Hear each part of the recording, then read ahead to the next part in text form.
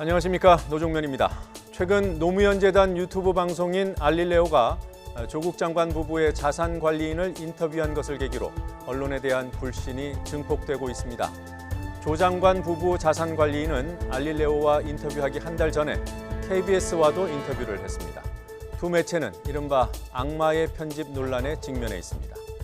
결국 알릴레오와 KBS의 인터뷰 녹취록 전문이 모두 공개되는 상황까지 왔습니다.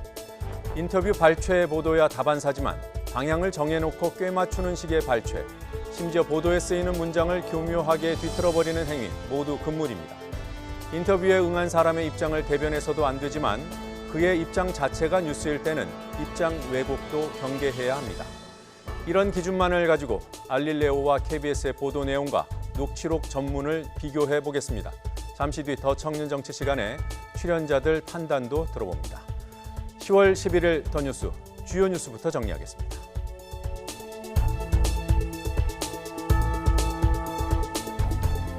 조국 장관 공방이 전방위로 확산하고 있습니다. 검찰은 조 장관 동생에 대한 영장 재청구 방침에 이어 정경심 교수의 추가 조사 일정을 조율하고 있습니다. 이런 가운데 윤석열 검찰총장이 건설업자 윤중천 씨의 별장 접대를 받았다는 보도가 나왔고 대검찰청은 법적 대응에 나서겠다며 발끈했습니다. 사실관계를 확인하자는 여당과 조국 수사 물타기라는 야당은 극명하게 엇갈린 반응을 내놨습니다.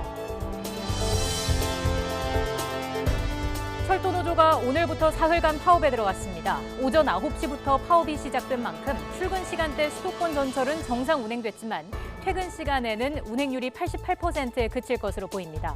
KTX는 평소 대비 72%, 새마을호와 무궁화호는 60%대로 운행이 제한됩니다. 다음 주 서울 지하철 1에서 8호선 노조와 학교 비정규직 노조도 파업을 예고하고 있습니다.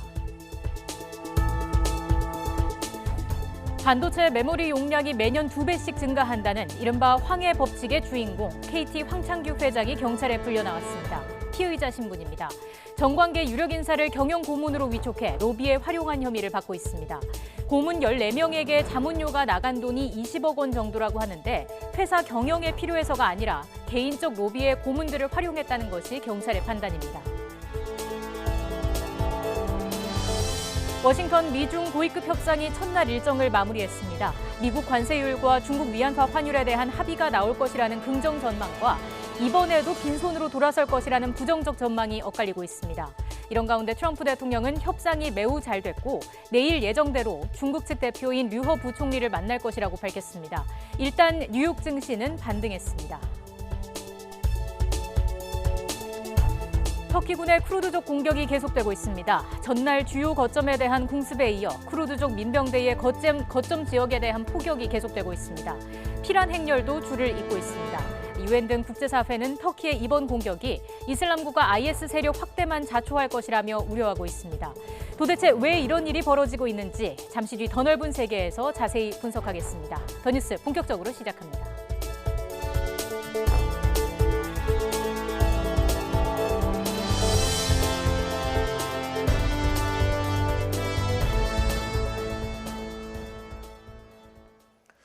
윤석열 검찰총장이 건설업자 윤중천 씨의 별장에서 접대를 받았고 검찰이 사건을 덮었다는 한겨레 20일 보도에 대해 검찰이 적극 반박에 나섰습니다.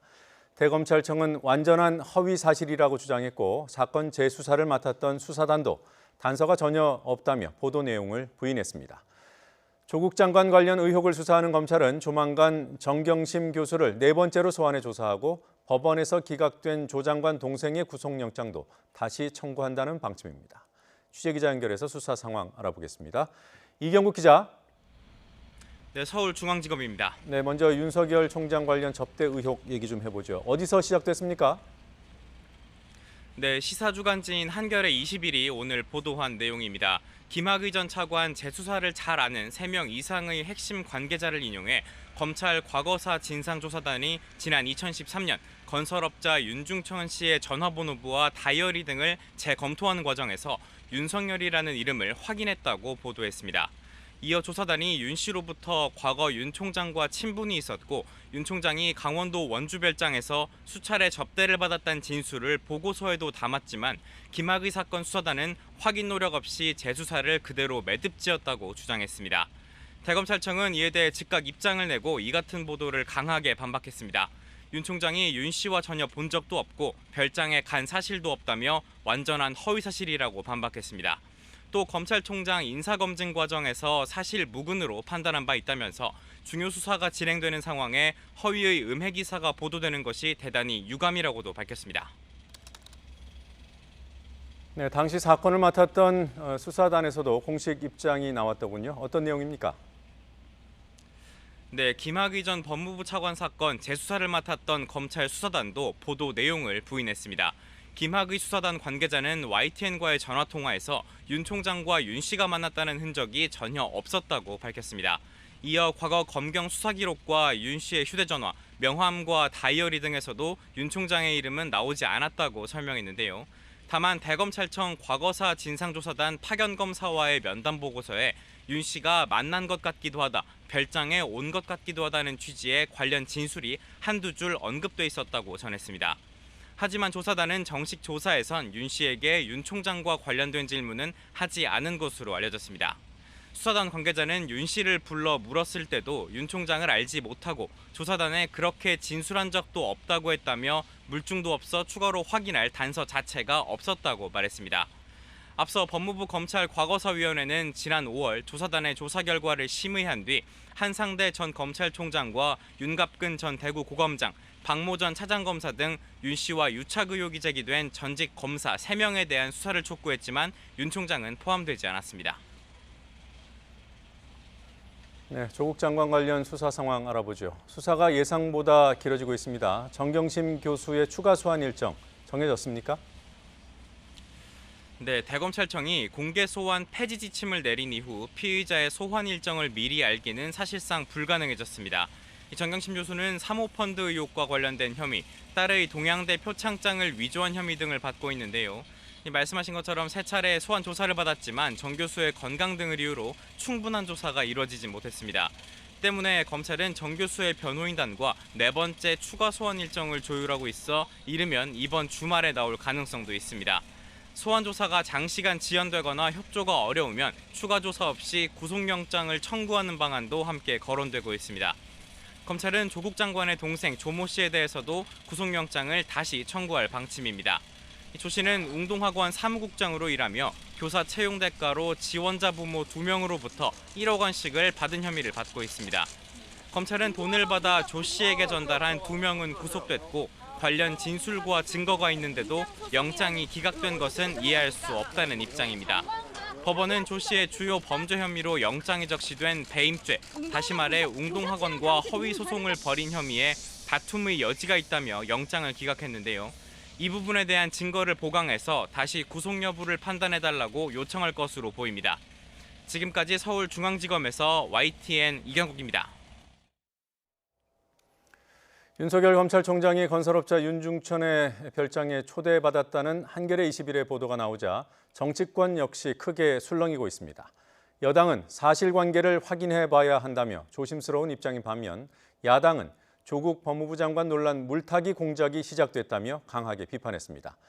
오늘 대구에서 열리는 국회 법사위 국정감사에서도 이 문제는 뜨거운 이슈로 떠오를 것으로 보입니다. 국회 연결해서 알아보죠. 이승배 기자. 네, 국회입니다. 네, 각 정당에서 나온 반응부터 알아볼까요? 네, 먼저 여당 반응입니다. 여당은 일단 조심스러운 입장을 보이고 있습니다. 더불어민주당 이인영 원내대표는 오늘 아침 최고위원회 회의가 끝난 뒤에 이 문제에 대해서 짧게 언급을 했는데요. 직접 한번 들어보시죠.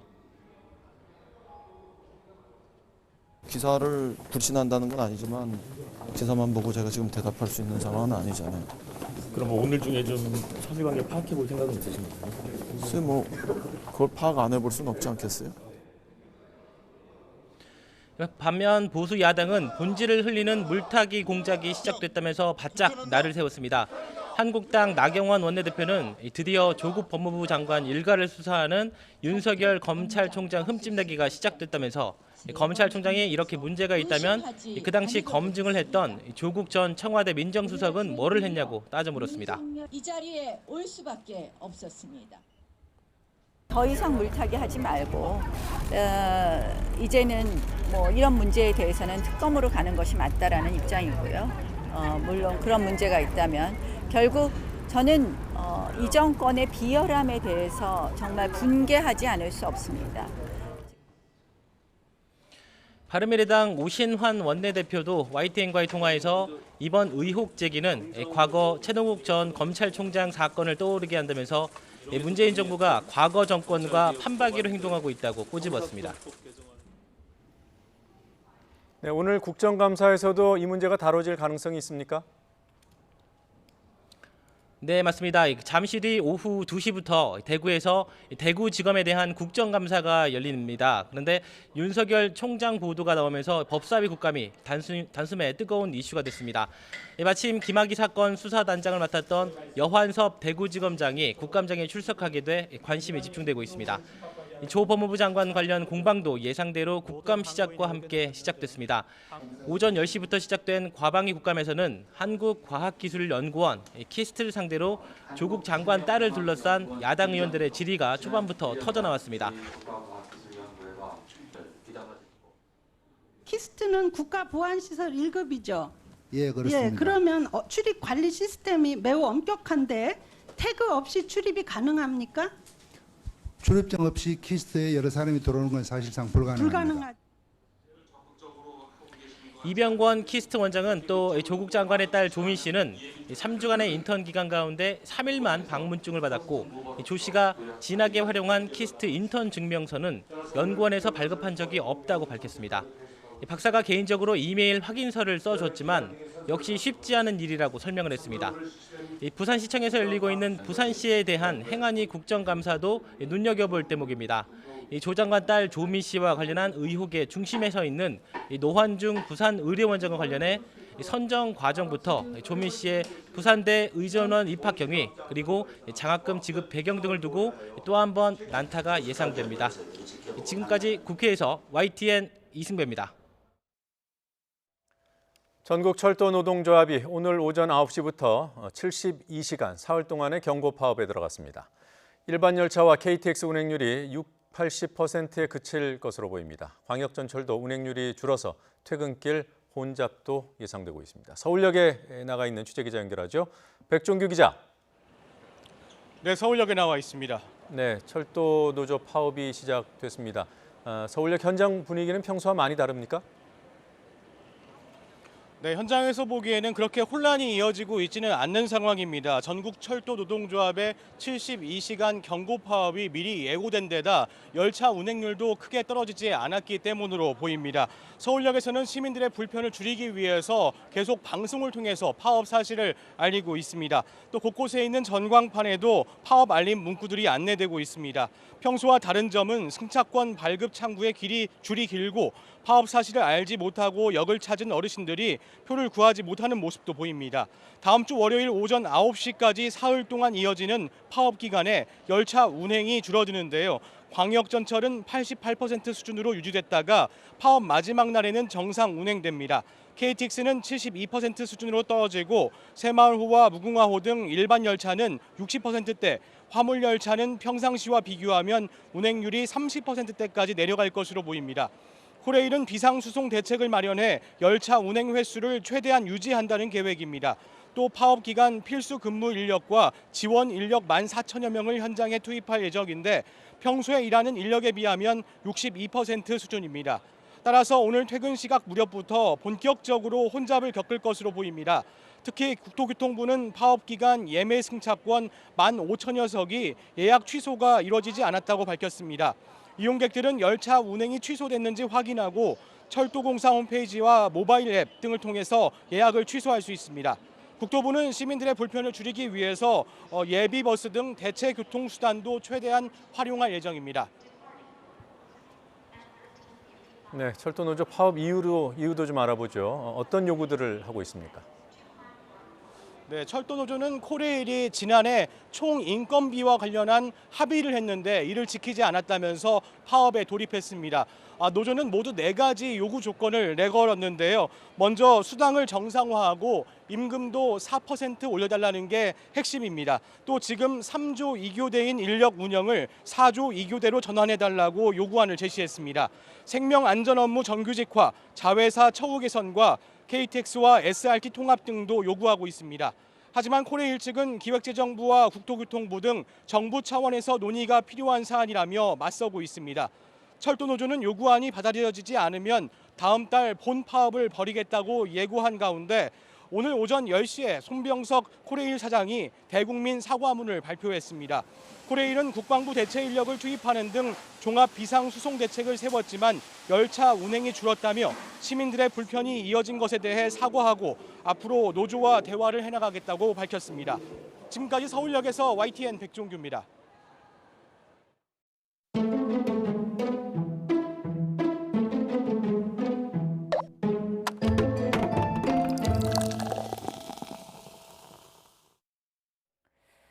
오늘부터 철도노조가 파업에 들어갔습니다. 이로 인한 일부 열차 운행에 차질이 우려되지만 철도는 필수 유지 업무 제도가 적용되는 업종이어서 운행률이 평소보다 크게 떨어지지는 않습니다. 필수 유지 업무 제도는 철도 등 공익성이 큰 필수 공익 사업장에 한해 파업을 제한하는 취지로 2008년에 도입됐습니다. 이들 사업장에서는 파업이 진행돼도 노사가 합의하는 규모의 필수 유지 인력은 파업에 참가할 수 없습니다. 필수 인력 규모 등과 관련해서 노사 합의가 불발되면 노동위원회가 결정합니다. 엄격하게 금지되는 파업 시 대체 근로도 필수 공익사업장에서는 허용됩니다. 노동조합법 43조 4항은 필수 공익사업장에서 파업이 진행될 경우 파업 참가자의 최대 50%까지 채용 또는 대체, 도급 및 하도급이 가능하다고 명시하고 있습니다. 필수 유지 인력 빼고 대체 근로자까지 투입되면 파업의 효과가 크게 제약될 수밖에 없고 고객 편의 차원에서는 불편이 최소화됩니다. 실제 사례를 보겠습니다. 2009년 11월 필수 유지 업무 제도가 도입된 뒤 처음으로 철도 파업이 있었습니다. 파업 참가율이 매우 높았던 이른바 강한 파업이었지만 필수 유지 인력과 대체 근로자를 감안했을 때 전체 조합원 대비 실제 파업률은 24.3%에 불과했습니다. 열차 운행률도 화물열차를 제외하면 평소와 크게 다르지 않았습니다. 2013년 12월 철도 파업은 수서발 KTX 분할 방침이 계기였습니다. 2009년에 비해서 실제 파업률은 다소 높았고 열차 운행률은 조금 떨어졌습니다. 일반 열차의 경우 60%대였고 화물열차는 3.1%였습니다. 나머지 열차의 운행률은 평균 70%를 웃돌았습니다. 박근혜 정부의 성과 연봉제 도입에 반발해 시작된 2016년 철도 파업은 한국철도공사 출범 이래 최장기 철도 파업으로 남았습니다. 반발이 거셌지만 역시나 필수 유지 비율과 대체 근로를 합한 인원이 전체 조합원 대비 약 67%에 해당해서 실제 파업률은 33%에 그쳤습니다. 사측은 알짜 노선인 KTX는 100% 운행하고 적자가 많은 일반 열차의 경우 운행률을 낮춰서 파업을 통해 오히려 경영 수지를 개선한다는 비판을 받기도 했습니다. 그리고 오늘 철도노조가 임금 정상화, 근무체계 개편, 안전인력 충원 등에 대한 합의 내용을 이행할 것을 촉구하며 사흘 일정으로 파업에 들어갔습니다. 하지만 올해 역시 절반에 가까운 인원이 필수 유지 인력으로 남아있고 4,600여 명이 대체 근로로 투입됩니다. 실제 파업률은 30%도 넘지 못할 것이라는 계산이 나옵니다. 오늘 예상되는 운행률은 전철 88.1%, KTX 72.4%, 일반 열차는 60% 수준입니다. 이처럼 철도 파업 사례를 봤을 때 필수 유지 업무 제도로 운행 차질은 제한적이고 파업으로 사측에 타격을 주기도 어렵습니다. 그럼에도 불구하고 철도 노동자들은 파업 권한도 제약받으면서 파업으로 시민을 불편하게 한다는 비판에도 직면하는 처지에 놓여 있습니다.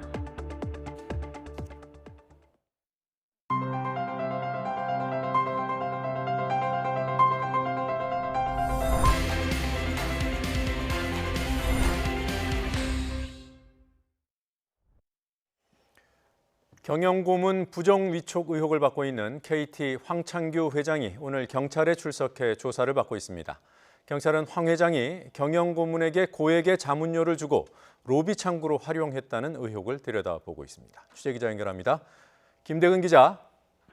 네, 경찰청입니다. 네, 황창규 회장은 구체적으로 어떤 의혹에 대해 조사를 받는 겁니까? 네, 오늘 아침 7시쯤 피의자 신분으로 경찰청 중대범죄수사과에 출석한 황창규 회장에 대한 조사는 지금도 계속 진행되고 있습니다. 황 회장은 정관계 인사들을 경영고문으로 위촉해 로비에 활용했다는 의혹을 받고 있습니다. 지난 3월 더불어민주당 이철희 의원은 경영고문 14명의 명단을 공개하면서 의혹을 제기했는데요. 이 의원은 KT가 2014년 황창규 회장 취임 이후 정치권 인사, 고위 공무원 출신, 퇴역장성 등을 경영고문으로 위촉한 뒤 자문료 명목으로 20억 원 정도를 지급했다고 밝혔습니다. 이 의원은 KT가 이들 경영고문을 사업을 수주하거나 정치권에 로비를 하는 데 활용했다며 수사를 통해 전모를 밝혀야 한다고 주장했습니다. 또 KT 새노조 등은 황 회장이 경영고문을 위촉해 고액의 자문료를 지급한 것이 업무상 배임죄, 뇌물죄에 해당한다며 황 회장을 검찰에 고발했습니다. 이들은 경영고문을 집중적으로 위촉한 2015년 전후 시기는 황 회장의 국회 국정감사 출석 등 민감한 사안이 많았던 때란 점에서 정치권 줄대기가 의심된다고 말했습니다. 또 운영 지침상 경영고문 위촉과 운용은 황 회장 의사에 전적으로 달렸다고 주장했습니다. 사건을 넘겨받은 경찰은 KT 광화문지사 등을 3차례 압수수색하고 황 회장의 비서실장을 지낸 측근들을 불러 조사했습니다. 오늘은 황 회장을 상대로 경영고문 위촉과 활동에 얼마나 관여했는지 들여다보고 있습니다. 이와 관련해 KT 측은 경찰 수사가 진행 중인 만큼 공식적인 입장을 내기는 어렵다며 수사 상황을 지켜보겠다고 말했습니다. 지금까지 경찰청에서 YTN 김대근입니다. 태풍은 일본으로 향했지만 그 여파가 동해안에 미치고 있습니다. 이번 주말까지 영동과 영남 동해안에 초속 30m에 달하는 강풍이 불고 너울성 파도가 방파제를 넘을 것으로 보여 안전사고 우려가 크다고 합니다. 취재기자 연결합니다. 정혜윤 기자. 네, 정혜윤입니다. 네, 초속 30m 강풍이면 태풍 수준 아닙니까? 네, 맞습니다. 태풍은 일본을 강타하지만 그 여파가 우리나라에 미치는 겁니다. 태풍과 우리나라 주변 공기층 사이에서 기압차가 무척 커지면서 주말까지 바람이 무척 강하게 불 것으로 보이는데요. 기상청은 영동과 영남 동해안 지방에 최대 순간풍속이 초속 25에서 30m에 달하는 강풍이 몰아칠 것으로 예상했습니다. 이 정도의 바람은 소형 태풍이 상륙하는 지역에서 나타나는 수준으로 시설물 피해가 우려됩니다. 남해와 동해상에서는 강풍으로 인해 파도가 높게 일면서 여객선 운항에도 지장이 우려됩니다. 특히 동해안과 경남 남해안, 제주도 해안에는 너울성 파도가 일 것으로 보입니다. 기상청은 너울성 파도가 해안도로나 방파제를 넘으면서 안전사고 위험이 크다고 밝혔습니다. 또 모레부터는 남해안 지역이 천문조에 의해 바닷물 높이가 높은 기간에 해당하면서 만조시 저지대 침수 피해 우려가 우려돼 대비가 필요합니다. 지금까지 YTN 정혜윤입니다. 해외를 다녀온 뒤 홍역에 걸리는 환자가 계속 발생하고 있습니다. 질병관리본부는 추석 연휴 기간 해외여행 경험이 있는 홍역 환자가 지난 1일부터 3일까지 3명 확인됐다고 밝혔습니다. 질병관리본부는 이에 따라 해외여행 후 최대 잠복기인 21일까지 발진, 발열 등 의심 증상이 생기면 보건소에 문의한 뒤에 의료기관을 찾을 것을 당부했습니다. 또 해외여행을 계획하고 있다면 출국 전에 예방접종을 하고 여행 기간에는 철저하게 손을 씻는 것이 중요하다고 권고했습니다.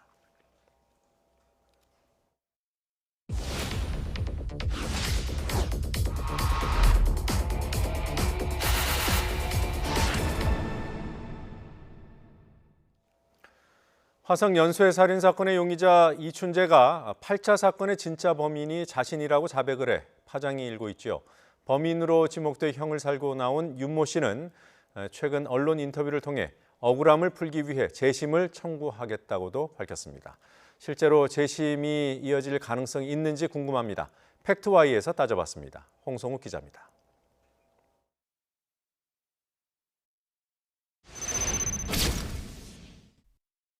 화성 연쇄살인 사건의 유력한 용의자 이춘재. 다른 지역에서 일어난 5건의 범인이 잡혀 모방범죄로 분류됐던 화성 8차 사건의 진범도 자신이라고 자백했습니다. 범행 장소를 그림으로까지 그릴 정도로 진술은 구체적이었습니다. 8차만 꼭 집은 게 아니라 범행 전반을 털어놓으면서 나온 자백이라 믿을만 하다는 게 전문가들의 판단입니다. 당시에 알려지지 않은 사건들도 내가 저질렀다. 그래서 5건이 나온 거잖아요. 그런 상황이면 8차만 유달리 속이려는 의도가 있다 이렇게 보긴 좀 어려운 것 같아요. 하지만 일그러진 영웅 심리로 거짓 진술을 할 가능성을 배제할 수는 없습니다.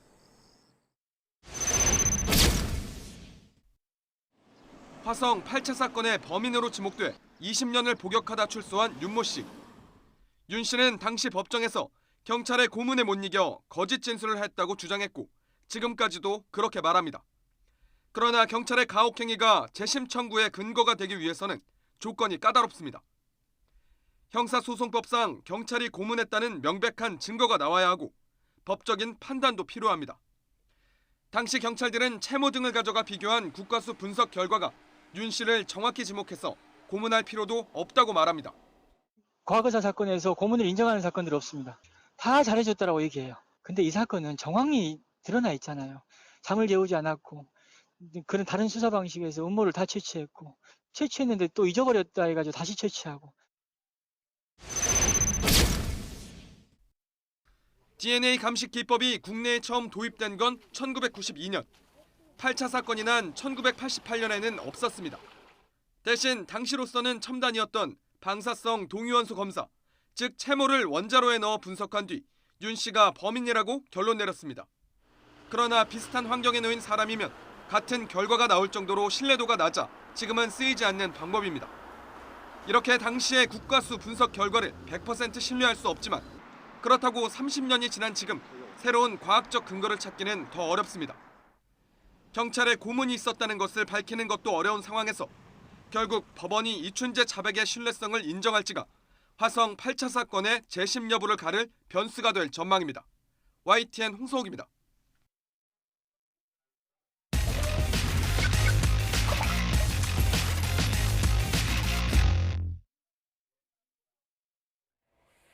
오늘 한일 대표단이 스위스 제네바에서 양자 협의를 갖습니다. 수출 규제 조치 이후 100여일 만에 열리는 고위급 회담으로 많은 관심이 집중되고 있습니다. 양자 협의의 쟁점과 앞으로 절차가 어떻게 될지 과거 WTO 분쟁에 참여하신 통상 및 국제 분쟁 전문가이신 이재민 서울대 법학대학원 교수와 이야기 나눠보겠습니다. 교수님 안녕하십니까? 예, 안녕하세요. 네, 이제 이재민입니다. 네. 오늘 오후 5시부터 이제 한국과 일본이 WTO 양자 협의를 갖습니다. 이번 쟁점은 뭘까요? 네. 오늘 오후 이제 한국 시간으로 5시에 양자 협의가 시작이 되는데요. 네. 일본 수출 규제 조치. 쟁점은 사실 우리는 수출 규제 조치 하나라고 이렇게 얘기를 하지만 협정 연관성으로는 여러 가지 협정이 연관이 되어 있습니다. 네. 가트 협정, 또 서비스 교역 협정, 무역 원화로 협정, 투자 조치 협정, 지식재산권 협정 등 총 5개 협정을 우리 정부가 9월 11일에 문제 제기를 한 바 있습니다. 예. 이 문제들이 오늘 다뤄질 것으로 예상이 됩니다. 예, 지금 협정 말씀해 주셨는데 지난 9월에 유명희 산업통상자원부 통상교섭본부장이 일본 수출 규제가 가트 11조를 위반했다는 점을 언급하기도 했는데 이게 가트 11조가 어떤 의미가 있는 건가요? 예. 그간 우리 정부가 일본에 이 문제 제기를 했던 핵심 조항이 가트 11조입니다. 방금 말씀하신. 예. 가트 11조는 뭔가 하면 수입 규제나 또는 수출 규제를 하지 못하도록 하는 아주 중요한 핵심 조항입니다. 네. 그래서 이제 우리 정부 입장은 일본이 7월 4일부터 한국으로 가는 소재 부품 장비 3가지에 대해서 이 수출 규제 조치를 부과를 하고 있고 네. 이러한 수출 규제 조치가 가트 11조의 정면으로 위반한다. 이런 입장입니다. 그러니까 가트 11조를 위반했는지 이걸 입증해내는 게 관건이겠군요. 네, 그렇습니다. 그래서 예. 이제 이게 이미 오늘이 100일째 아니겠습니까? 네. 이제 100일 동안 여러 가지 정부에서 축적한 자료가 있고 또 기업들을 통해서 확보한 내용이 있고 이런 부분들을 이제 원용을 해서 일본의 7월 4일 조치가 이제 수출 규제 조치에 해당하고 이 내용이 가트 11조가 요구하는 여러 가지 요건에 위반한다라는 점을 우리 정부가 적극적으로 얘기를 할 것으로 기대됩니다. 네, 이번 양자 협의에는 국장급 인사들이 만난다고 하는데 이게 좀 이례적인 일인가요? 네네. 양자 협의는 주로 실무선에서 많이 진행이 되고요. 예. 주로 이제 과장급에서 주로 우리나라뿐 아니라 많은 나라들이 양자 협의를 진행하는 게 일반적이었던 것 같습니다. 근데 이제 제 생각에는 이번 분쟁이 이제 양국 간에 워낙 중요한 분쟁이고, 특히 이제 우리 입장에서는 아주 심각한 사안으로 보고 있기 때문에, 네. 그래서 국장급으로 격상해서 이번에 국장급 양자 협의로 진행을 하지 않나 생각합니다. 근데 정해관 국장이랑 야마가미 국장 같은 경우에는 이전 WTO 분쟁 때도 만난 적이 있던 거죠? 예. 두 국장이 이미 여러 건에서 이렇게 같이 상대편으로 맞선 적이 있고요. 네. 가장 최근에는 이미 보도가 많이 나왔습니다만 지난 4월에 한일 수산물 분쟁, 그다음 지난 9월에 한일 공기업 밸브 안덤핑 분쟁, 그래서 각각 그 실무 책임자로 이미 맞섰던 적이 있습니다. 그래서 이번에 이제 세 번째로 지금 아주 중요한 한일 수출 규제 분쟁을 두고 다시 맞서게 되었습니다. 예. 교수님, 앞으로의 절차가 궁금합니다. 오늘 한일 WTO 양자 협의 이후에는 어떤 과정을 거치게 되나요? 예. 이게 WTO 협정에 따르면 양자 협의 요청을 하고 나서 60일간 두 번을 만나게 되어 있습니다. 네. 저희가 9월 11일 날 양자 협의를 요청을 했으니까 대략 한 11월 10일 정도까지 2회의 양자 협의를 가져야 되는데요. 일단 오늘 양자 협의를 한번 하면 아마 10월 말 11월 초경 아마 한 번 더 양자 협의를 하지 않을까 생각합니다. 예. 이 양자 협의로 분쟁 해결이 이루어지지 않으면 곧바로 이제 그 패널 설치 절차로 넘어가게 되고요. 패널 설치에 한 1개월, 2개월 걸립니다. 패널 설치 작업이 끝나면 패널 절차가 시작이 되고 본격적인 재판이 시작이 되는 거고요. 예. 이 절차가 대략 한 12개월에서 18개월 정도 걸립니다. 그래서 이게 지금부터 이제 본격적인 레이스가 시작되는 것으로 이렇게 보실 수 있겠습니다. 예. 그 세부 내용을 좀 여쭙겠습니다. 패널 설치랑 위원 선임들은 어떻게 되는 건가요?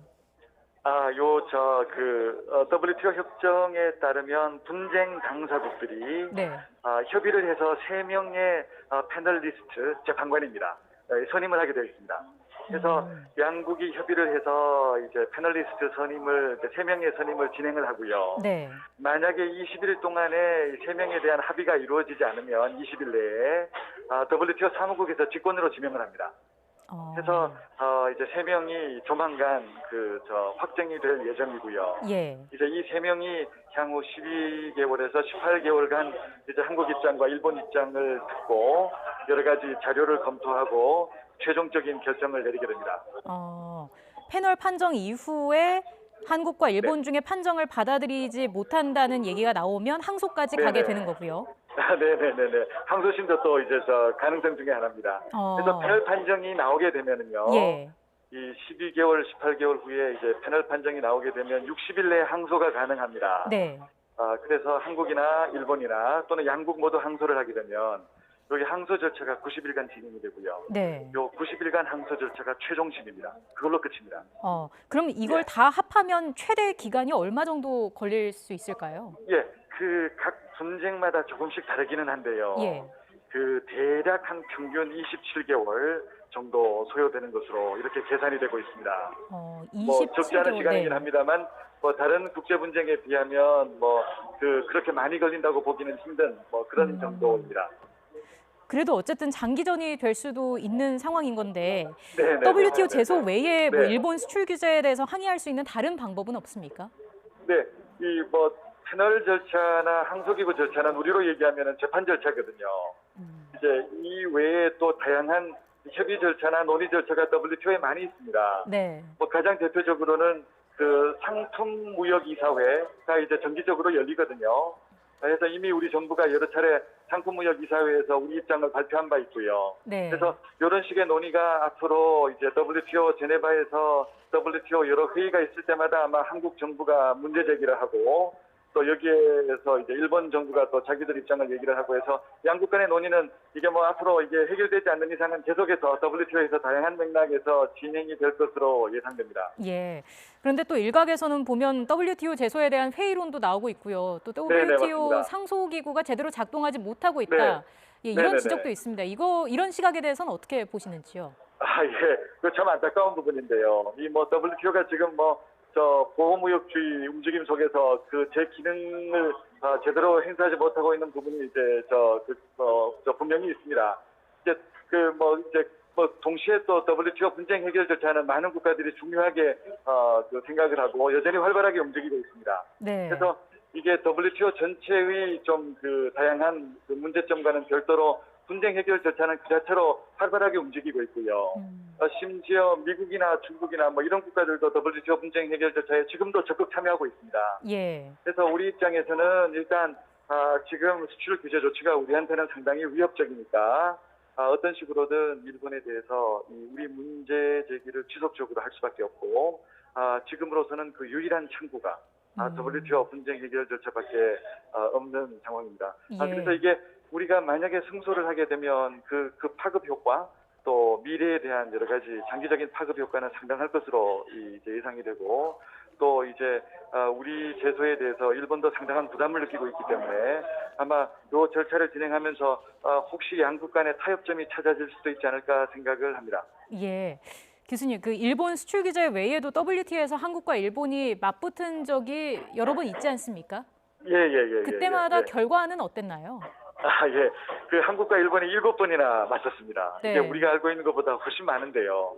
그러니까 한국과 일본이 7번이나 맞섰고 우리가 일본을 제소한 게 3번, 일본이 한국을 제소한 게 4번입니다. 근데 이제 이게 그 우리나라가 WTO 분쟁 해결 절차에서 상당히 결과가 좋고요. 요거는 일본하고의 분쟁에서도 마찬가지입니다. 대부분 우리한테 좋은 결과가 나왔습니다. 가장 최근에는 뭐 아시다시피 수산물 분쟁 4월, 또 지난 9월에 공기압 밸브 반덤핑 분쟁에서도 전체적으로 우리 입장이 받아들여진 내용들이어서 네. 이전 분쟁하고 비교를 하면 대체로 우리한테 유리한 결과가 나왔습니다. 예. 그래서 이런 결과들이 지금 수출 규제 분쟁에도 아마 크게 영향을 끼치지 않을까, 또 좋은 결과가 있지 않을까. 그렇게 한번 기대해 봅니다. 예, 알겠습니다. 오늘 말씀 여기까지 듣겠습니다. 이재민 서울대 법학대학원 교수였습니다. 고맙습니다. 네, 고맙습니다. 네. 네, 다음 소식입니다. 미중 간 무역 분쟁을 풀 고위급 협상이 미 워싱턴 DC에서 첫날 일정을 마무리했습니다. 도널드 트럼프 미국 대통령은 협상이 매우 잘 됐다며 중국 측 대표인 류허 부총리를 예정대로 내일 만날 것이라고 밝혔습니다. 워싱턴 강태욱 특파원의 보도입니다. 미국 워싱턴 DC 무역대표부 건물에 류허 부총리를 대표로 하는 중국 고위급 대표단이 도착했습니다. 미국의 로버트 라이트 하이저 USTR 대표와 스티븐 무누신 재무장관이 이들을 맞습니다. 류 부총리는 얼굴에 웃음을 띠면서 미국 대표들에게 악수를 청하기도 합니다.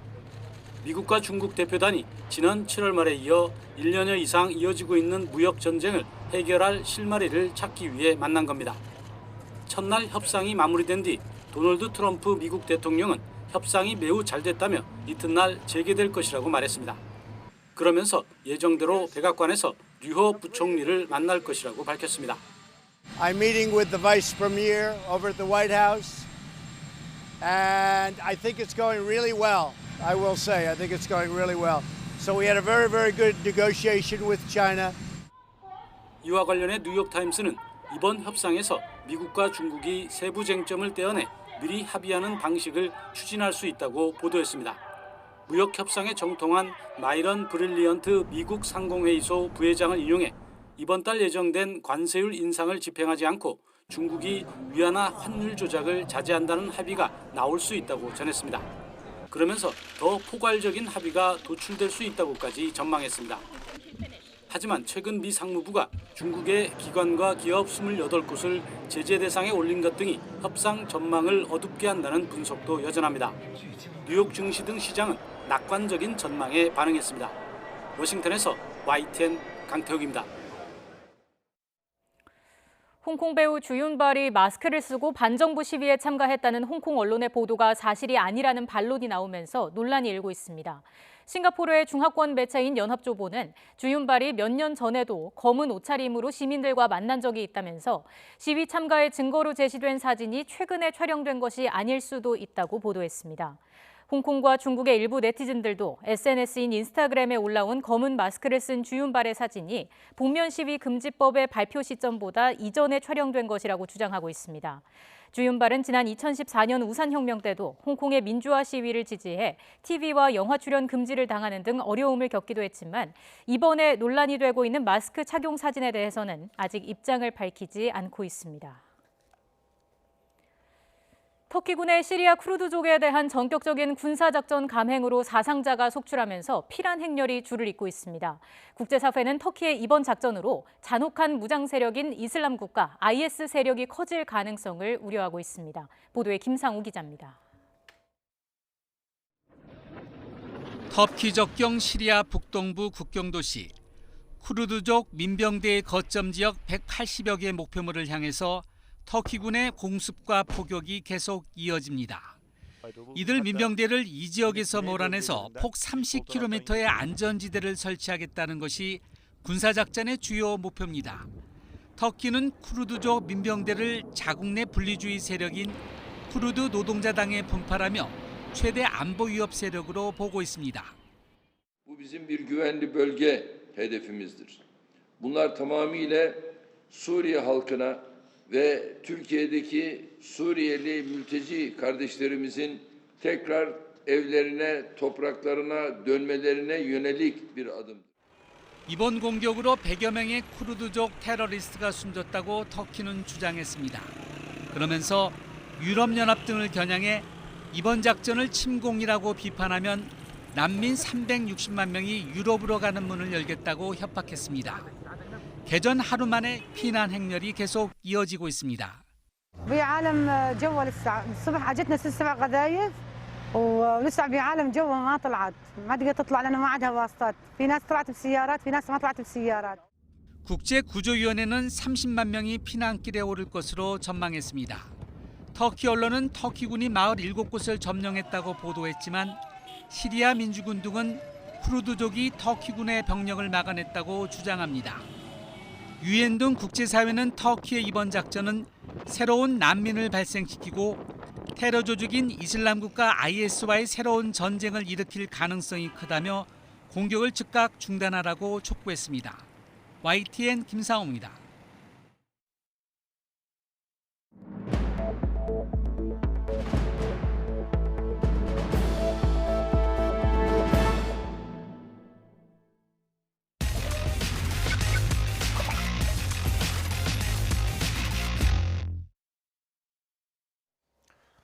정치권 상황들 중에서 청년 정치인의 눈에 비친 문제의 장면들을 골라서 짚어보는 시간입니다. 이번 주에는 어떤 장면들이 포착됐는지 살펴보겠습니다. 더 청년 정치, 시사평론가인 장혜찬 서든포스트 정책실장 그리고 고은영 제주녹색당 운영위원장님 나오셨습니다. 어서 오십시오. 안녕하세요. 안녕하세요. 네, 바로 첫 번째 장면부터 확인해 보겠습니다. 네, 알 권리 대 가이드라인. 민주당과 한국당 의원들의 발언이 나와 있습니다. 이거 좀 배경 설명이 필요할 것 같아요. 네, 지금 유시민 노무현 재단 이사장과 KBS 법조팀 기자들 사이에서 진실 공방이 불거졌는데요. 예. 사건을 대략적으로 요약하자면 KBS 법조팀에서 먼저 이 조국 장관 일가의 자산 관리인으로 알려진 투자증권 직원 김 씨와 인터뷰를 진행합니다. 네. 그리고 나서 이 김 씨가 유시민 이사장과도 추가로 인터뷰를 하는데 유시민 이사장이 김 씨와 인터뷰한 이후 주장한 내용은 KBS에서 김 씨 인터뷰를 해놓고 보도도 하지 않았다. 네. 그리고 인터뷰에서 알게 된 내용들을 검찰에게 전달했다. 결국 언론과 검찰이 내통을 하고 있는 것이 아니냐 이런 주장을 했고 KBS 네. 측에서는 즉각 인터뷰 다음 날 9시 뉴스를 통해 보도가 나갔고 검찰에 확인을 한 것은 맞지만 인터뷰 내용이나 전문을 전달해 준 것이 아니라 사실 확인을 위한 이 크로스 체크 차원이었다. 네. 반박을 하고 있습니다.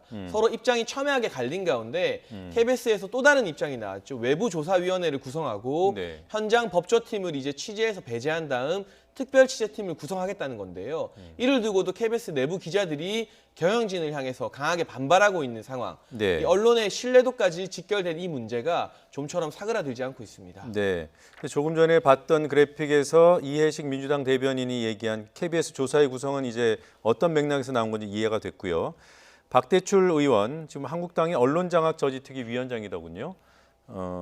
이게 유시민 가이드라인을 따라서 KBS가 조사위를 구성했다. 이건 무슨 말입니까? KBS에서 1차 해명이 나오고 법적 대응을 하겠다고 밝혔는데 네. 그러자 유시민 이사장이 본인의 유튜브 방송을 통해 제가 만약 양 사장이라면 서둘러 해명하기 전에 이 셋꼭지 뉴스를 점검해보고 최고 경영자가 직접 나서서 위기를 빨리 정리해야 한다 이런 발언을 했습니다. 네. 듣기에 따라서는 여권, 범여권의 실세라고 할 수 있는 유시민 이사장이 KBS의 경영진을 압박한 것이 아니냐 이렇게 네. 해석이 될 수도 있는데 이 발언이 나오고 바로 하루 이틀 만에 KBS에서 외부조사의 구성과 법조팀의 현장 배제라는 즉각적인 또 파격적인 결정을 했기 때문에 결국에는 유시민 이사장 한마디에 공영방송이 좌우되는 것 아니냐 네. 이런 비판이 야권을 포함해서 KBS 내부 기자들 사이에서도 번지고 있는 것으로 압니다. 네.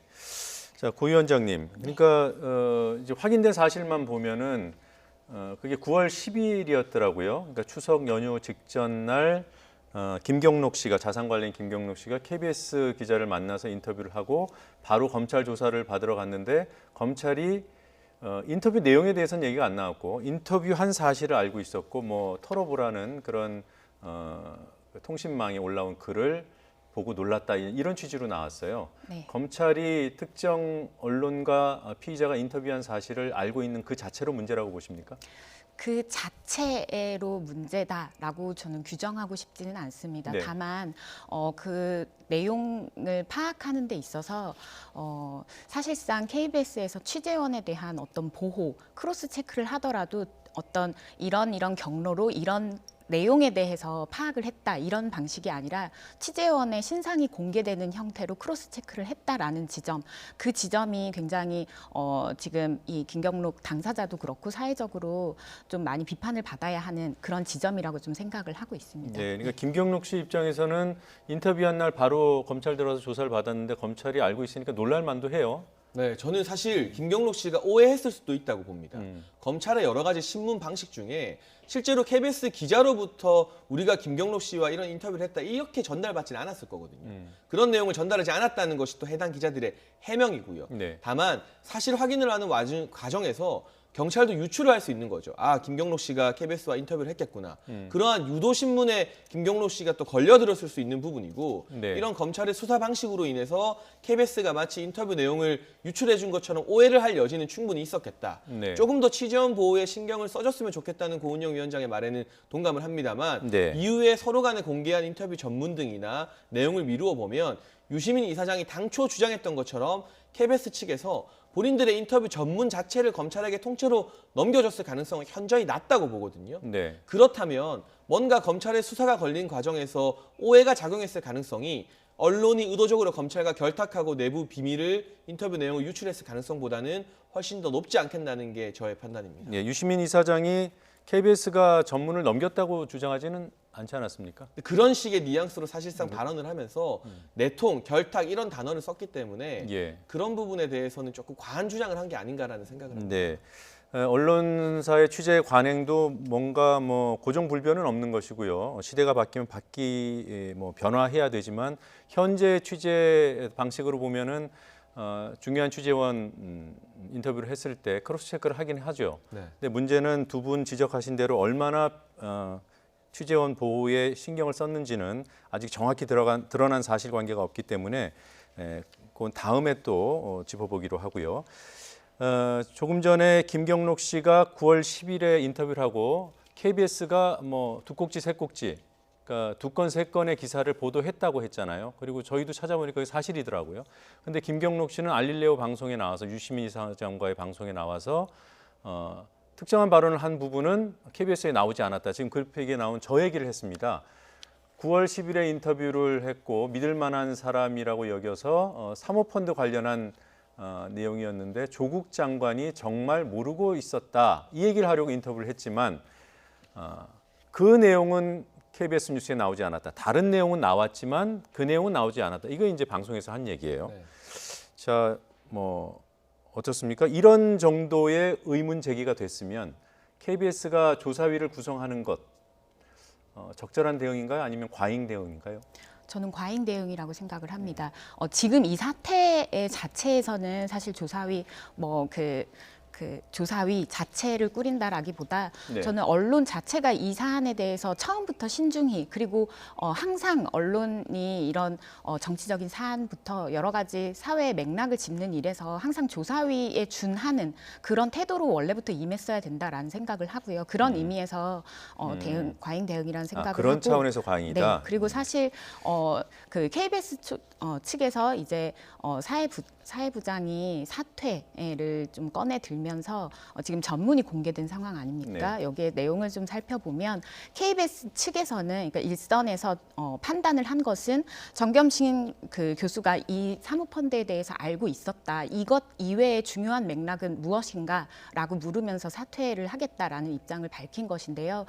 인터뷰에 응한 사람의 취지와 그리고 그 인터뷰를 한 사람의 취지 그리고 인터뷰 전문을 살펴본 어떤 언론 내부에서의 판단 이런 것들은 각자의 입장이 있는 것이고 여기에서 인터뷰에 응했던 사람이 본인의 취지와 다르다고 해서 이것이 잘못된 것이다 이렇게 발언을 하는 것은 좀 무리가 있지 않나라는 생각을 합니다. 네, 그 부분도 조금 이따 구체적으로 좀 살펴보고요. 조금 전에 한국당에서는 그 유시민 이사장의 가이드라인에 KBS가 따랐다 이제 이렇게 규정을 했는데 동의하시는지요? 저는 외압으로 여겨질 소지가 조금 있는 것 같아요. 이 사건 이전에 어떤 일이 있었느냐. 한겨레 신문사의 젊은 기자들이 데스크 보도국을 향해서 항의하는 성명을 발표했습니다. 예. 우리 같은 경우는 조국 장관 관련된 의혹 제대로 취재하는 특별 부서도 만들어져 있지 않다. KBS 같은 경우도 KBS 라디오의 젊은 기자들이 국장이 조국 장관에 관련된 뉴스를 많이 보도하는 것을 막는다면서 항명문을 발표한 적이 있습니다. 지금 안 그래도 여권의 최고 실세라고 할 수 있는 조국 장관 의혹을 파고드는 젊은 기자들은 외부로부터 윗선으로부터 느껴지는 유무형의 압박을 상당히 많이 받고 있다는 것이 한겨레와 KBS 기자들의 성명을 통해서 우리가 유추할 수 있는 대목입니다. 그런데 다소간의 의혹, 논란의 소지가 있다고 해서 내부 기자들, 내부 감찰 기구를 배제한 채 외부의 조사위를 전격적으로 구성하고 더 큰 문제는 현장에서 열심히 뛰어왔던 법조팀 기자들을 취재 현장에서 완전히 배제시켜버린다. 네. 이것은 사실상 대통령에 의해 임명되는 KBS의 양승동 사장이 뭔가 일선 기자들에게 보내는 강력한 외압의 메시지로 오해될 수 있는 측면이 있기 때문에 내부 진상 조사를 하더라도 그러한 오해가 덜하게끔 보다 네. 신중한 절차를 거쳤어야 하지 않나 하는 아쉬움이 단순한 이 사건뿐만 아니라 이전에 여러 젊은 기자들의 항명문에서 드러난 맥락, 우리가 그 맥락을 고려했을 때 외압으로 오해될 소지는 충분해 보입니다. 네, 장 실장께서는 외압으로 오해될 소지가 있고 고 위원장께서는 조사위를 구성하는 것이 과잉 대응이라고 보이지만 평상시에 이렇게 그런 수준으로 보도를 짚어가면서 보도를 했어야 된다 이런 말씀하셨던 거고요. 정치권이 KBS의 이런 대응에 대해서 입장을 내는 것에 대해서는 어떻게 보십니까? KBS는 공영방송입니다. 네. 그리고 국민으로부터 수신료를 받고 있죠. 네. 그런 차원에서 KBS의 중립성, 공평성 이런 문제는 단순히 방송사의 독립 문제가 아니라 우리 국민 모두가 관심을 가져야 되고 네. 지켜야 될 가치라는 측면에서 정치권이 어느 정도 입장을 내는 것은 저는 충분히 가능하다고 봅니다. 네, 고 위원장께서는 어떻게 보셨어요? 저는 또 이 사안 자체가 진영 논리로 좀 자유한국당에서 입장을 내는 것 자체가 자체로는 방금 말씀하신 부분에 대해서 동의하지만 결국엔 제가 아까 전에 말씀드렸던 것처럼 각자의 입장이 있다라는 이야기를 좀 드렸는데요. 이것이 또 정쟁의 도구로 활용이 되는 그런 것들을 KBS에서는 또 안에서 좀 그 내부의 기자들이 느끼고 있을 겁니다. 여러 가지 저는 사실은 저도 개인적으로 입장을 정리하기가 굉장히 힘든 이런 상황에 있습니다. 굉장히 많은 공격들과 여러 가지 비판 지점들 이런 것들을 실제로 받고 있는 당사자이기도 합니다. 이런 것들을 일선에 있는 기자들도 내부적으로도 느끼고 외부적으로도 계속해서 이런 그 여러 가지 압력들을 받고 있을 텐데요. 거기에 대한 존중은 지금 KBS 차원에서 누가 하고 있는가, 그 현장의 기자들은 누가 보호를 하고 있는가 이런 부분으로 봤을 때 KBS에서 내부 구성원에 대한 보호, 존중이 좀 떨어지는 지금 이런 것들이 좀 저는 읽혀지고요. 그리고 다시 좀 사안으로 좀 돌아가서 저는 이 전문을 양쪽에서 공개한 것 자체, 이 자체가 지금 또 다른 굉장히 맥락과 키워드 이런 것들이 또 정리가 돼서 그게 정치권에서 또 들이대고 도구로 활용하는 이런 부분들에 대해서 좀 비판적인 시선을 좀 가지고 있습니다. 네. 뭐 정치권의 입장은 입장대로 두고요. 일단 공개된 전문들이기 때문에 또 그런 입장이 그 전문이 공개되면서 그럼 해당 보도는 편집에 문제가 있었던 거 아니냐, 악마의 편집 아니냐 이런 지적들까지 나오고 있어서요.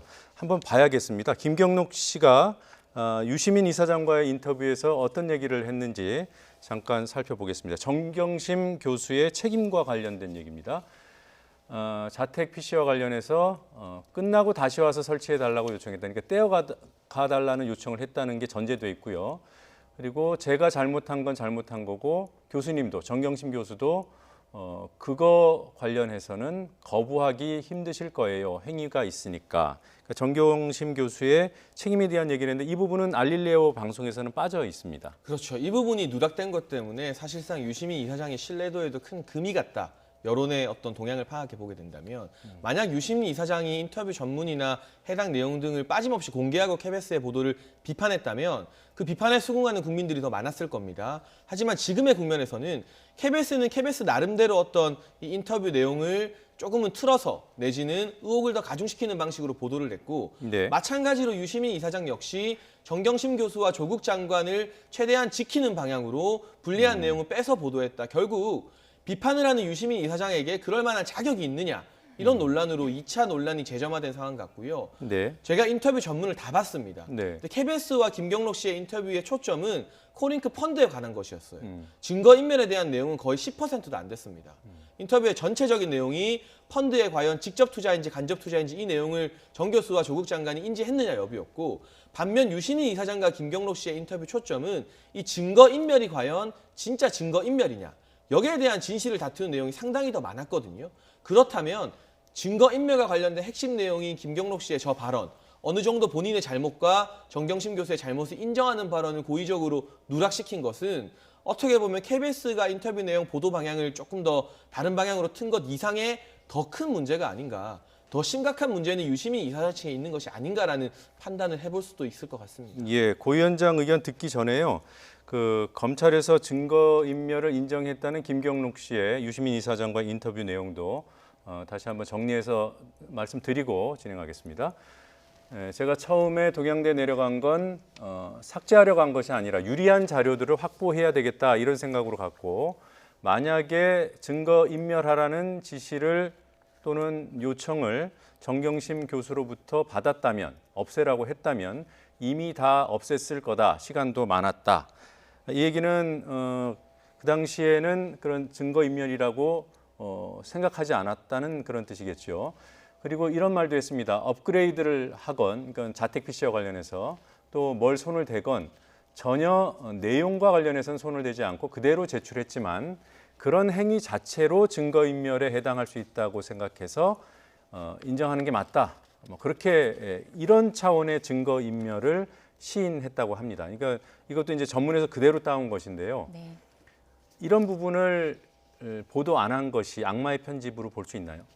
전자가 악마의 편집이라면 후자도 악마의 편집이어야 하고 그리고 전자를 다르게 부른다면 그러니까 KBS와 지금 알릴레오 보도 여기에서 각자의 맥락대로 키워드를 짚었고 그리고 나머지 부분은 좀 삭제되는 맥락에서 삭제되는 것들이 있었는데요. 예. 서로 지금 그렇게 악마라고 부른다면 그것이 맞는 것이고 저는 그런 생각을 합니다. 이렇게 서로 악마의 편집이다라고 하면서 상대방을 지금 두 쪽으로 나눠진 세상에서 상대방을 악마로 규정하고 그게 지금의 싸움의 어떤 틀을 계속 만들고 있는데요.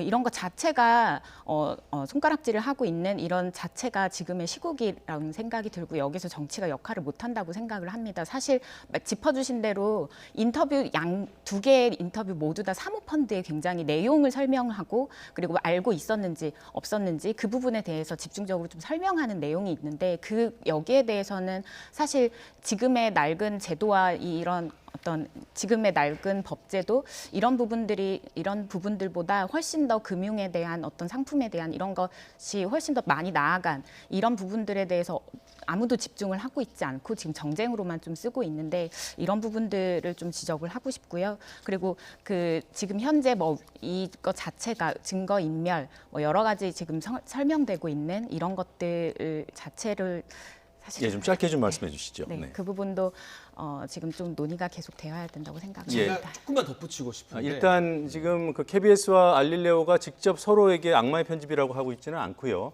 지금 그 두 방송을 본 시청자들 사이에 또는 뭐 각 진영별 지지자들 사이에 쌍방을 향해서 이제 악마의 편집 그런 이제 공방이 벌어지고 있는 거죠. 네. 어떤 말씀입니까? 그러니까 증거인멸, 과연 이 정도를 증거인멸이라고 인정할 수 있느냐 이게 노앵커의 처음 질문이었잖아요. 네. 그런데 오늘 또 화제가 된 게 모 여권 성향의 역사학자가 인멸의 사전적 의미는 자료를 다 없애버리는 것이다. 네. 그렇기 때문에 김경록 씨가 인정한 내용을 증거인멸이라고 볼 수 없다고 했습니다. 네.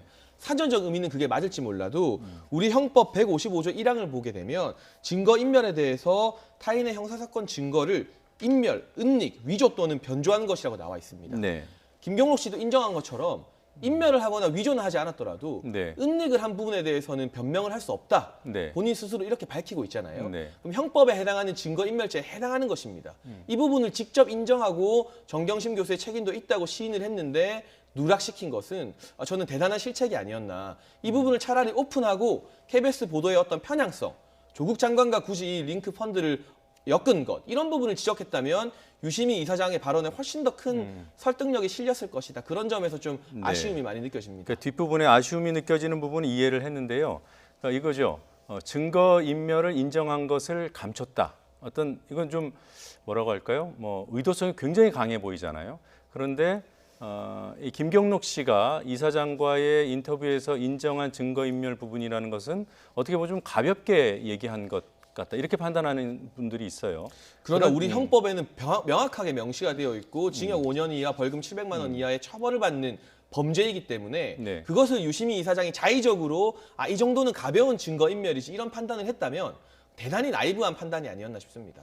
하여튼 그것까지 얘기하고 KBS의 문제를 짚어줬으면 더 설득력이 있었겠다. 자, 그러면 KBS 보도는 어떻게 원문과 보도 내용의 차이가 있는지 한번 보죠. 네, 9월 10일 KBS가 취재했을 당시 김경록 씨가 한 말입니다. 조국 교수는 단 한 차례도 투자나 금융 주식에 대해서 말씀한 적이 없다. 정말 아무것도 모르더라. 그리고 이제 김경록 씨는 저 말을 하기 위해서 인터뷰를 했다고 일관되게 얘기하고 있습니다. 그런데 그 다음 날 KBS의 실제 보도에서는 해당된 발언은 보도가 되지 않았고요. 대신 이런 문장이 들어가 있었습니다. 조국 장관이 배우자 정 교수로부터 이 같은 투자 계획을 전달받았다면 공직윤리법 위반 가능성이 있다. KBS가 조국 장관이 알았다 몰랐다 이런 얘기는 안 했습니다만 다분히 그런 알았을 가능성에 대해서 이제 가능성을 열어두는 보도 아니겠습니까? 네, 사실 KBS의 보도 자체가 틀린 말이 있는 건 아닙니다. 네. 알았다면 공직자윤리법 위반 가능성이 있다는 것이고 실제로 자산 관리인이 인지하는 내용과 부부 사이의 일을 우리가 똑같은 레벨에서 판단할 수는 없는 거잖아요. 네. 그러나 제가 아쉬움을 느끼는 부분은 이 자산 관리인의 인터뷰, KBS 인터뷰는 정경심 교수가 펀드 투자하기 전부터 어떤 투자 방향에 대해서 알았을 것임을 암시하는 대목들이 굉장히 많이 나옵니다. 네. 최소한 이 내용이 정경심 교수에게는 매우 불리한 인터뷰예요. 그래서 KBS 측에서 사실 확인을 위해서 검찰과 취재 확인을 할 수밖에 없었고요. 그러나 조국 장관에게는 상당히 유리한 내용이란 말이죠.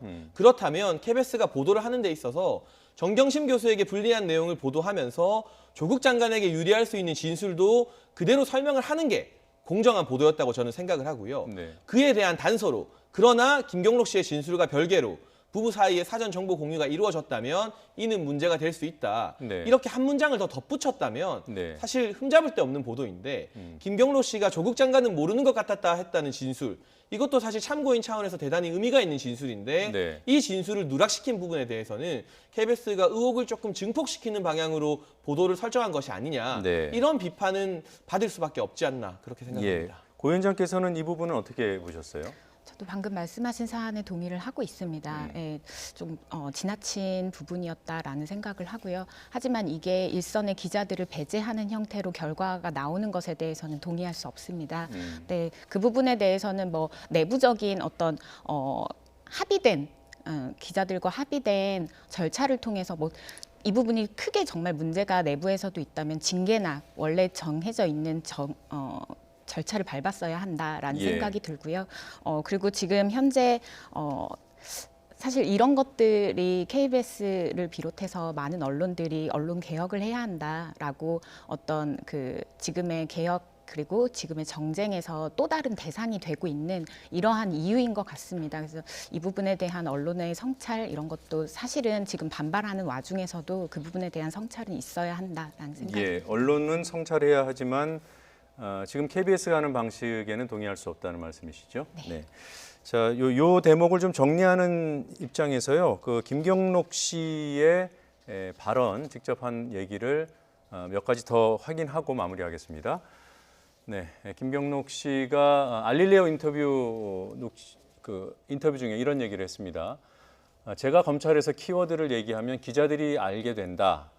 그걸 가지고 첫 번째 사람의 기사를 쓰면 두 번째, 세 번째 기사에서는 아예 사실이 된다. 그리고 이런 얘기도 있습니다. 자신의 얘기인 건 맞는데 소설 같아 보이더라. 이거 뭔가 이렇게 가공이 된 느낌을 받았다라는 그런 뜻이고요. 이런 말도 했습니다. 제가 국정농단 사태에서 고영태 역할을 하고 있으니 보호해 줘야 한다. 이게 이제 정치권 일각에서 이런 얘기가 나왔죠. 정말 사실과도 안 맞고 또 인격 모독이고 참기 어려웠다. 원문에 보면 그래서 인터뷰를 하게 됐다 이런 얘기도 나옵니다. 우리가 뭐 김경록 씨의 발언이 맞다 틀리다 이전에 이런 부분을 이런 문제의식을 갖고 있는 이 사건 당사자 중에 한 사람 뭘 짚어낼 수 있을까요? 저는 언론에 이런 의혹 보도하는 것 자체가 문제라는 생각은 하지 않는데 언론의 의혹 보도가 사실이 아닌 것으로 드러났을 때 정정하는 이 반작용이 너무나 약하다. 뭐 언론 중재를 통해서든 정정 기사를 통해서든 사실을 해명하는 정정 보도 자체가 너무 비중 없게 다뤄지는 현실에 대해서는 한 번 더 짚어봐야 될 것 같고요. 네. 그러나 김경록 씨 발언이 검찰이 무조건 피의 사실 공표를 했다고 단정할 수는 없습니다. 사실 검찰의 관련 사건으로 조사받는 관련자들, 뭐 참고인이나 변호인 등이 굉장히 많거든요. 네. 그러한 참고인과 변호인 등을 통해서도 김경록 씨가 진술했던 내용이 삼자를 통해서 언론에 전해질 수도 있기 때문에 네. 김경록 씨가 느끼는 억울함을 이해하는 한편 이것 자체가 검찰에서 언론의 정보를 흘렸다고 단정할 만한 증거는 되지 않는다. 그리고 이번 사태를 통해서 유시민 이사장도 KBS도 서로 간의 신뢰를 잃었지만 궁극적으로 이 문제를 해결하기 위해서는 어떤 고은영 위원장 계속 말씀해 주신 것처럼 보도 지침이나 이런 보도 방향, 언론의 근본적인 성찰이 필요한 것이지 당장 외부 조사위를 꾸리고 현장 기자들을 배제하는 방식으로 나아가게 된다면 또 다른 정쟁의 논란을 낳을 소지가 있다. 네. 이 부분에 대해서만큼은 KBS 경영진이 조금 더 신중했어야 된다는 아쉬움을 같이 느낍니다. 예, 고은영 위원장께도 같은 질문을 드리죠. 조금 전에 보신 김경록 씨의 문제 제기 공감하십니까? 공감을 합니다. 충분히 당사자로서 얘기를 할 수 있는 부분이라고 생각을 하고요. 하지만 이 부분에 대해서는 양측 다 집중은 하고 있지 않지 않나라는 생각을 합니다. 그리고 사실상 지금 이러한 인터뷰 자체가 사실은 조국 수호로 그런 프레임으로 보이고 이것이 언론 개혁으로 계속 검찰 개혁으로 많은 사람들이 이야기를 하고 있지만 사실은 조국 장관이라고 하는 어떤 지금 진영 논리의 한 가운데 서 있는 그 부분에 대해서 주목을 하고 그렇게 해석되고 그렇게 키워드가 뽑아져 있는 것은 아닌가. 지금의 상황에서 노무현이라는 이름을 쓰는 이 노무현 재단이 취해야 하는 그런 태도는 아니다라고 생각을 합니다. 예, 지금 두 분 견해는 어디까지나 개인의 견해고요. 각 입장에 대한 지지하는 분들은 또 따로 또 존재하기 때문에 그리고 또 YTN의 입장과도 다르다는 점은 말씀드리겠습니다. 원래 이 토론이 원래 그런 토론입니다. 다음 장면으로 넘어가 보겠습니다. 첫 번째 장면 올해 왔습니다. 네, 누가 못하나라는 제목이고요. 이 장면 역시 여야 발언 하나씩 나와 있습니다. 황교안 대표의 지난 3일 발언 또 바로 다음 날 이해찬 민주당 대표의 발언. 키워드가 정신이네요. 네, 참 황교안 대표가 개천절 집회에서 문재인 대통령에게 제정신인지 의심스럽다는 말을 했고요. 지지 않겠다는데 이해찬 대표는 황교안 대표가 정신 나간 사람이라고 했고 제가 좀 더 문제 삼고 싶은 발언은 여당의 대변인이나 중진 의원들이 10월 3일 개천절 집회를 두고 관제 데모다. 또 내란 선동이다. 참 오랜만에 내란이라는 단어 들어보는 것 같습니다. 극우 집회다. 이런 식의 표현을 쓰는 것들. 서로가 서로를 향해 또 마찬가지입니다. 한국당 의원들은 서초동 집회에 모인 검찰개혁의 순수한 열망은 또 존중해야 되는데 그러지 못하고 무슨 이게 한 줌의 조국 옹호 세력들이 모였다. 조폭들이 모인 것이나 다름없다. 이런 막말을 쏟아내거든요.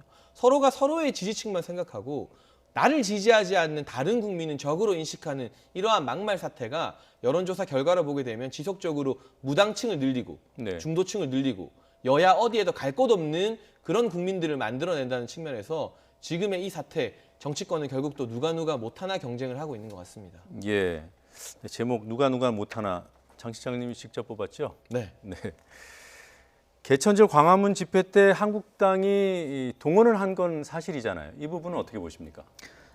그 당원들에게 이런 부분에 대해서 당론이 있고 우리는 이런 당론을 채택을 했고 여기에 당원들이 좀 더 집중해서 참여를 했으면 좋겠다라는 정도의 수준이라면 통상적인 정당이라면 저는 이런 부분들은 할 수 있다라는 생각이 듭니다. 하지만 저번에도 지적을 했지만 총선을 앞두고 각 당협위원장들은 몇 명씩 필히 참석을 시켜라 예. 라는 그런 것들은 어떻게 보면 조직 동원이라고 볼 수 있는 그렇게 오해를 충분히 받을 수 있는 그런 상황임을 자유한국당에서도 명심을 하셔야 될 것 같고요. 그리고 네. 제가 지난번에도 한번 말씀드렸는데 이런 제정신, 정신 나간 이런 식으로 정신장애인들을 폄하하는, 그리고 정신장애인은 지난번에도 말씀드렸지만 세계적인 명칭은 사회심리적 장애인입니다. 사회 네. 구조가 나은 장애인이라는 뜻입니다. 그래서 이런 혐오의 말들로 당사자들을 모욕하는 이런 것들은 더 이상 사용하지 않았으면 좋겠다라는 생각을 합니다. 예. 자, 정치인들이 이 프로그램을 좀 눈여겨봤으면 좋겠는데요. 자, 다음 장면 확인해 보겠습니다. 누구를 위한 메시지인가? 나경원 원내대표의 발언이고요. 고은영 위원장이 골라오셨습니다. 네. 지금 광화문에 계속 모이고 있는 시민들, 이 시민들을 보면서 자유한국당이 계속 좀 독려의 메시지, 그리고 동참의 메시지, 공감의 메시지를 보내고 있습니다. 그래서 예. 더 이상 좀 참지 말고 쫄지 말고 이제 나오십시오 하는 이런 메시지가 나경원 원내대표 입에서도 이제 나온 건데요. 네. 이런 표현이 나옵니다. 심지어 진보 좌파 인사들조차도 친문이 아니면 매도당했다라는 이런 표현까지도 쓰시는데요. 저는 이 부분에 대해서 당사자로서 공감을 하는 바입니다. 하지만 그 다음에 나오는 여러 가지 다른 메시지, 그 메시지를 읽고서 좀 마음이 짝이 식었는데요. 이런 표현을 또 하십니다. 정권 비판의 목소리를 냈다가 정치적 표적이 되어 세무조사가 두려웠던 자영업자, 기업인들 이제 쫄지 말고 나오십시오라는 이야기도 하시고, 조국 사태에 분개해서 학교 안에서 조국 사태에 분개하지만 학교 안에서 손가락질 당할까봐 나오지 못했던 학생들도 나오시라라는 메시지를 보내기도 합니다. 이 부분을 읽고서 여러 가지 좀 생각이 들었는데요. 정치적 표적이 돼서 세무조사가 두려울 정도로 가게나 기업을 크게 운영하는 사람들이 대한민국에서 몇 %가 됩니까? 그리고 지금의 조국 사태에서 공정 이런 부분에 문제 제기를 하면서 시위에 나오고 싶은 학생들, 그 인재들 대한민국의 몇 %에 드는 인재입니까? 지난주에 제가 지하철을 탔는데요. 옆에 앉아 계신 아주머니께서 예. 광화문에 갔다가 너무 신나셨다면 막 당일날이었거든요. 네네. 너무 신나셨다면서 누군가와 통화를 하는 이런 것들을 옆에서 바로 들었습니다. 지하철을 타시는 시민들이 거기에 나왔는데 자유한국당의 메시지는 사실상 지하철을 타는 사람이 아니라 고급 세단을 타는 사람들을 향한 메시지라고 보였습니다. 네. 그래서 사실상 지금 대한민국의 몇 %에 끼지 못하는 사람들이 광화문에 있고 서초동에 있습니다. 이런 부분들을 계속 선동하고 이렇게 정쟁의 대상으로만 삼지 말고 실제 그들을 위한 정치를 해야 하고 그들을 위한 정치적 메시지를 보내야 하는 것이 정당의 역할이라고 생각합니다. 그래서 예. 이런 부분들을 좀 지적을 하고 싶어서 좀 꺼내왔는데요. 전 장희찬 실장님께서도 어떤 생각을 하고 계시는지 좀 궁금하기도 합니다. 예, 질문을 대신 해주셨습니다. 고 위원장님의 그 문제의식에 동의하시는지요? 네, 충분히 동의하는 부분이 있고요. 우리가 광화문에 나오는 시민들의 목소리 독려하는 게 저는 제일 야당으로서 할 수 있는 역할임과 동시에 고은영 위원장님 말씀처럼 광화문에 모이는 이 숫자가 단순히 정부에 반대하고 자유한국당 지지하기 위한 그런 숫자 n분의 1로 기억돼서는 안 되겠다. 한국당이 광화문에 모이는 민심을 정말 준엄하게 받아들여서 고은영 위원장님 말씀처럼 지하철 타고 또 지방에서 버스 타고 올라오신 분들이 과연 어떤 세상을 원하는지, 조국 장관 물러난다고 공정한 세상이 말로 펼쳐지는 건 아니잖아요.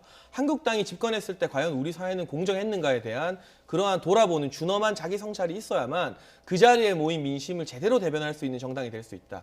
그게 아니고 단순히 문재인 정부 지지율 끌어내리고 조국 장관 물러나기 위해서 끝나고 그 다음에 한국당이 예를 들면 총선에서 이기고 대선에서 이겨도 똑같은 일이 반복된다면, 지금 실제로 채용비리 논란으로 재판받고 있는 한국당 현역 국회의원들이 꽤 있죠. 예. 한두 분이 아닙니다. 1심, 2심 또 진행되고 있는 분들이. 그런 부분에 대한 반성이 없다면 결국 광화문 민심을 이용했다는 그런 또 준엄한 비판을 피하기 어려울 거라는 측면에서 고 위원장님 지적하신 문제의식에 동감합니다. 예. 자, 장면이 하나 더 남아있는데 시간 관계상 제가 잠깐 설명을 드리죠. 함께 보시겠습니다. 네, 욕설이 풍년인 국감, 뉴스 자주 보시는 분들은 대략 짐작을 하실 거고요. 여상규 법사위원장, 웃기고 앉았네 정말 XX 같은 게라는 발언을 민주당 의원과의 고성이 오가는 논쟁 와중에 내뱉었습니다. 그리고 이종구 산자위원장도 같은 날 10월 8일이었습니다. 중소벤처기업부에 대한 국정감사장에서 참고인이 검찰이 그 대기업 봐주기 수사한다 이런 취지로 얘기하면서 검찰 개혁 필요하다고 하니까 검찰 개혁까지 나왔어. 뭐 XXXX 이런 욕을 했습니다. 조금 전에 앞서 본 그 제정신, 뭐 정신 나간 뭐 이런 발언들 나온 거에 대해서 고윤영 위원장이 문제 제기를 하셨습니다만 이들이 사용한 욕설에도 장애인을 비하하는 욕설이 담겨 있었다라는 점을 말씀드립니다. 자, 오늘 더 청년 정치 토론 여기서 마무리하겠습니다. 두 분 고생하셨습니다. 감사합니다.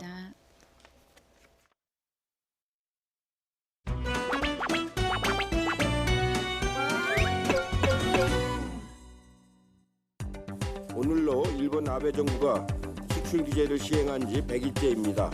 일본 경제 도발은 오히려 자승자박으로 나타나고 있습니다. 일본의 생산 감소는 3,600억 원으로 우리 감소보다 훨씬 많았습니다. 일본의 한국 수출 감소 역시 우리 감소보다 2배나 많았습니다. 이는 국민들의 단호한 대응과 당정이 국민의 뜻을 받도록 빈틈없이 노력해온 성과라고 평가합니다. 일본 경제 도발은 오히려 자승자박으로 나타나고 있습니다. 우리 헌법은 사회적 특수계급이 존재하는 것을 부정하고 있습니다. 그런데 지금 보면 좌파 특수계급은 분명히 존재하는 것 같습니다. 유시민 이사장 역시 그 정점에 있는 한 명이라고 봅니다. 전방위로 나서서 지금 조국 일가 지키기 위해서 여기저기 때리고 압박하고 있습니다. 바로 거기에 KBS 수뇌부마저 굴복했습니다.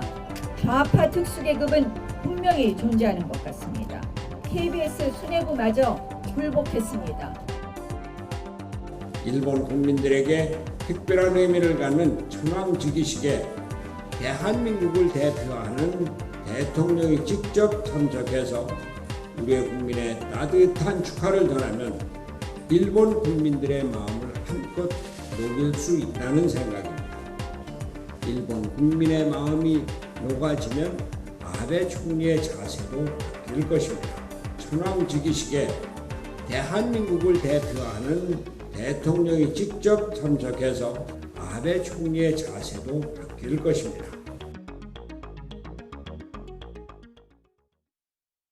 엄마, 이가탄. 친구야. 아버님, 이가탄. 많은 분들이 이가탄을 복용하고 계십니다. 잇몸병엔 이가탄. 효과도 만족도 역시 이가탄입니다. 아시죠?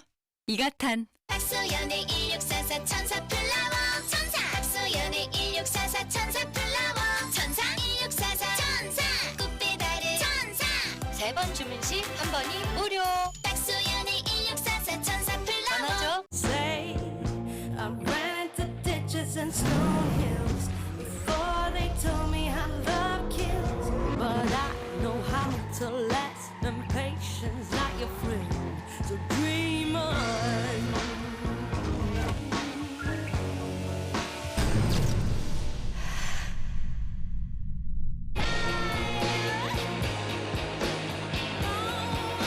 Sonata Sensuous.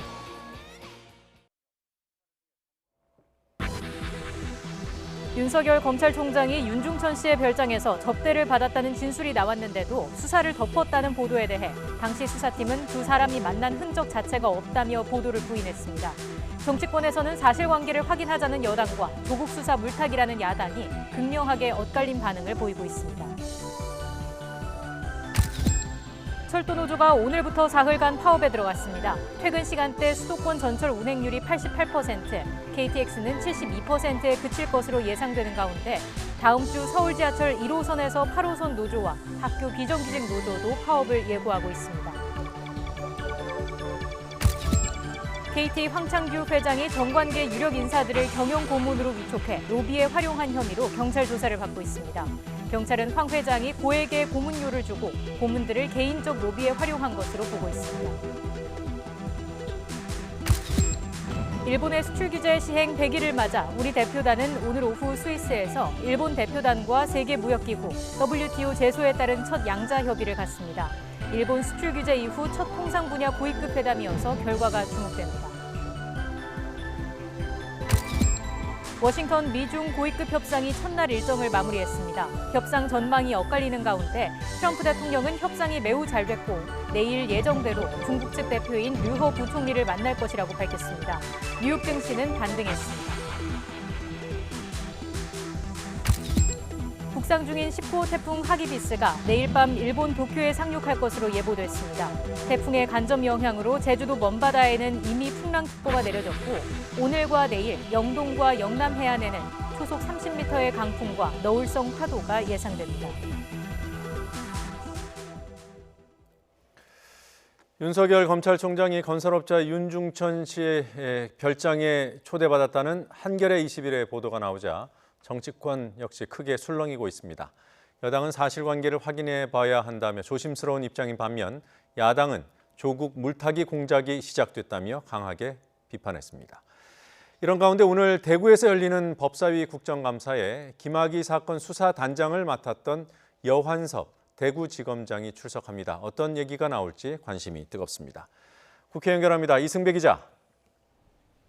네, 국회입니다. 네, 먼저 윤 총장 관련 보도 정치권 반응 확인해 보죠. 네, 먼저 여당은 굉장히 조심스러운 입장입니다. 이 더불어민주당 이인영 원내대표는 오늘 아침 최고위원회 회의가 끝난 뒤에 이 문제에 대해서 짧게 언급을 했는데요. 직접 한번 들어보시죠. 기사를 불신한다는 건 아니지만 기사만 보고 제가 지금 대답할 수 있는 상황은 아니잖아요. 그럼 오늘 중에 좀 사실관계 파악해 볼 생각은 있으신가요? 글쎄 그걸 파악 안 해볼 수는 없지 않겠어요? 반면 보수 야당은 본질을 흐리는 물타기 공작이 시작됐다면서 바짝 날을 세웠습니다. 한국당 나경원 원내대표는 드디어 조국 법무부 장관 일가를 수사하는 윤석열 검찰총장 흠집내기가 시작됐다면서 검찰총장이 이렇게 문제가 있다면 그 당시에 검증을 한 조국 전 청와대 민정수석은 뭐를 했냐고 따져 물었습니다. 윤석열 이 자리에 올 수밖에. 더 이상 물타기 하지 말고 이제는 뭐 이런 문제에 대해서는 특검으로 가는 것이 맞다라는 입장이고요. 물론 그런 문제가 있다면 결국 저는 이 정권의 비열함에 대해서 정말 분개하지 않을 수 없습니다. 바른미래당 오신환 원내대표도 YTN과의 통화에서 이번 의혹 제기는 과거 최동욱 전 검찰총장 사건을 떠오르게 한다면서 문재인 정부가 과거 정권과 판박이로 행동하고 있다고 꼬집었습니다. 오늘 국정감사에서도 이 문제가 갑자기 이슈로 떠올랐습니다. 대구지검 국정감사죠. 네, 맞습니다. 윤석열 총장 보도가 나오면서 오늘 법사위 국감이 단숨에 관심이 뜨거워졌습니다.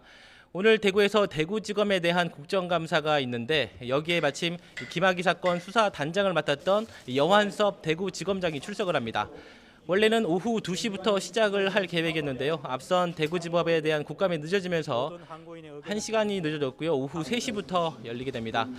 이 문제와 관련해서 수사 당사자였던 여단장이 어떤 얘기를 할지 법사위원은 물론 언론도 촉각을 곤두세우고 있습니다. 이 조 법무부 장관 관련 공방도 예상대로 국감 시작과 함께 시작이 됐습니다. 오전 10시부터 시작된 과방위 국감에서는 한국과학기술연구원 키스트를 상대로 조국 장관 딸을 둘러싼 야당 의원들의 질의가 초반부터 터져나왔습니다. 키스트는 국가보안시설 1급이죠. 예, 그렇습니다. 예, 그러면 출입 관리 시스템이 매우 엄격한데 태그 없이 출입이 가능합니까? 출입증 없이 키스트에 여러 사람이 들어오는 건 사실상 불가능합니다. 이병권 키스트 원장은 또 조국 장관의 딸 조미 씨는 3주간의 인턴 기간 가운데 3일만 방문증을 받았고 조 씨가 진하게 활용을 했던 키스트 인턴 증명서는 연구원에서 발급한 적이 없다고 밝혔습니다. 박사가 개인적으로 이메일 확인서를 써줬지만 역시 쉽지 않은 일이라고도 설명을 했습니다. 부산시청에서 열리고 있는 부산시에 대한 행안위 국정감사도 눈을 여겨볼 대목입니다. 이 조 장관 딸 조미 씨와 관련한 의혹의 중심에 있는 노환중 부산의료원장과 관련해 조미 씨의 부산대 의전원 입학 경위 그리고 장학금 지급 배경 등을 두고 또 한 번 난타가 예상됩니다. 지금까지 국회에서 YTN 이승배입니다. 경영고문 부정 위촉 의혹을 받고 있는 KT 황창규 회장이 오늘 경찰에 출석해 조사를 받고 있습니다. 경찰은 황 회장이 경영고문들에게 고액의 자문료를 주고 로비 창구로 활용했다는 의혹을 들여다보고 있습니다. 취재기자 연결해서 알아보죠. 김대근 기자. 네, 경찰청입니다. 네, 황 회장에 대해서는 구체적으로 어떤 의혹을 조사하는 겁니까? 네, 오늘 아침 7시쯤 피의자 신분으로 경찰청 중대범죄수사과에 출석한 황창규 회장에 대한 조사가 지금도 계속 진행되고 있습니다. 황 회장은 정관계 인사들을 경영고문으로 위촉해 로비에 활용했다는 의혹을 받고 있습니다.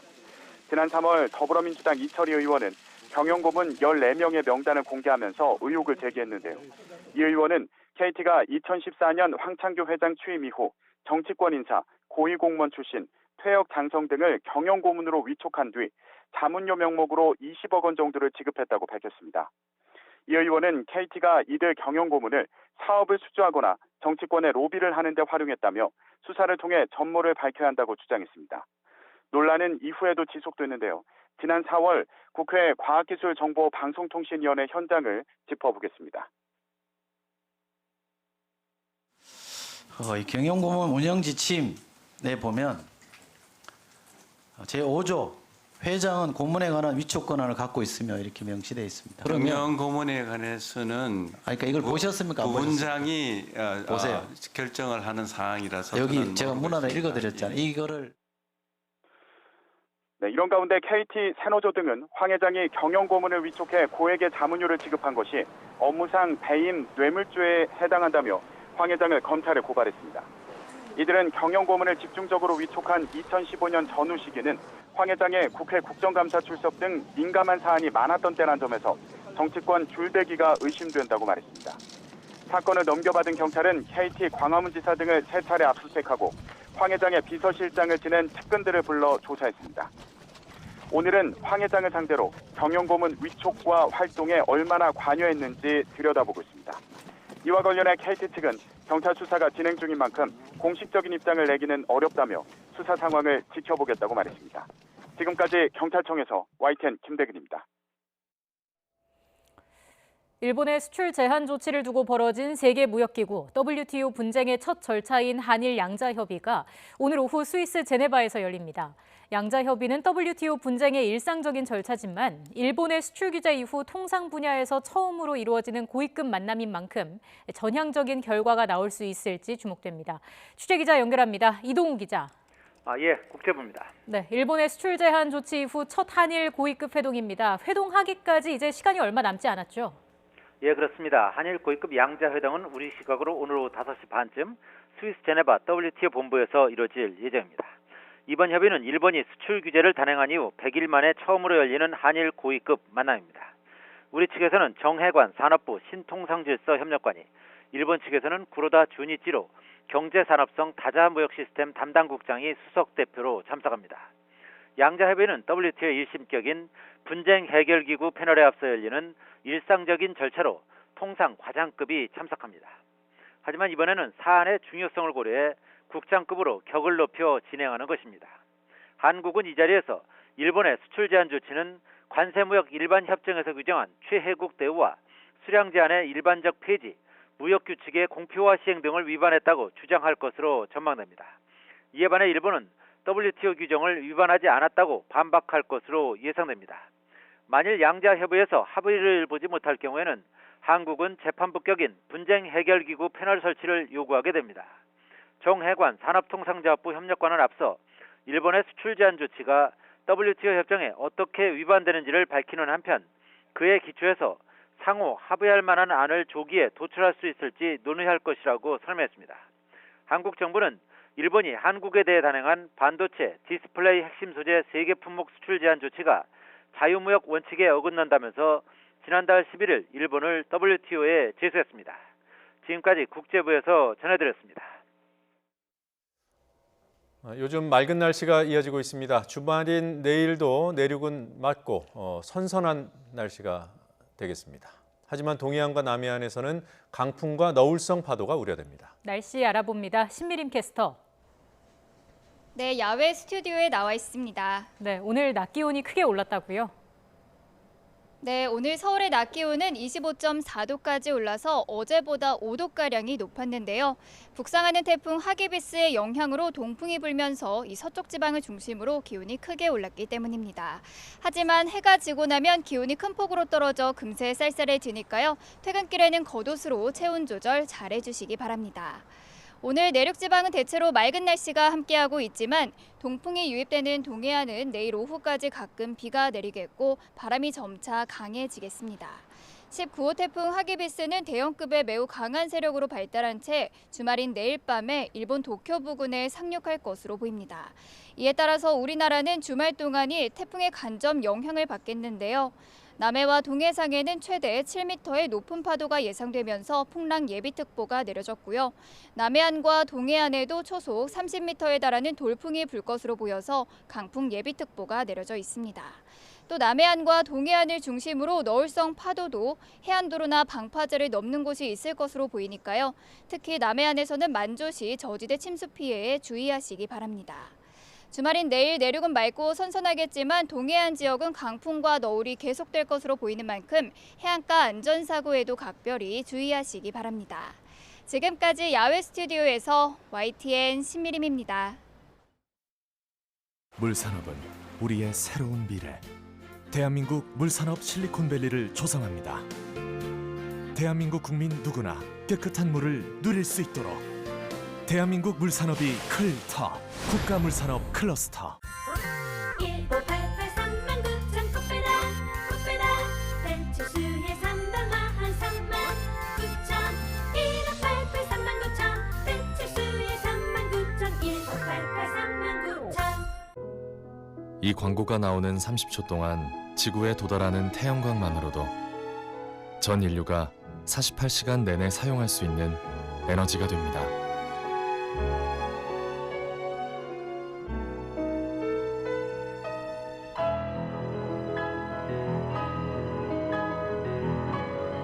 지속가능한 에너지 기술을 이끌어갑니다. 지속가능한 내일, 한화.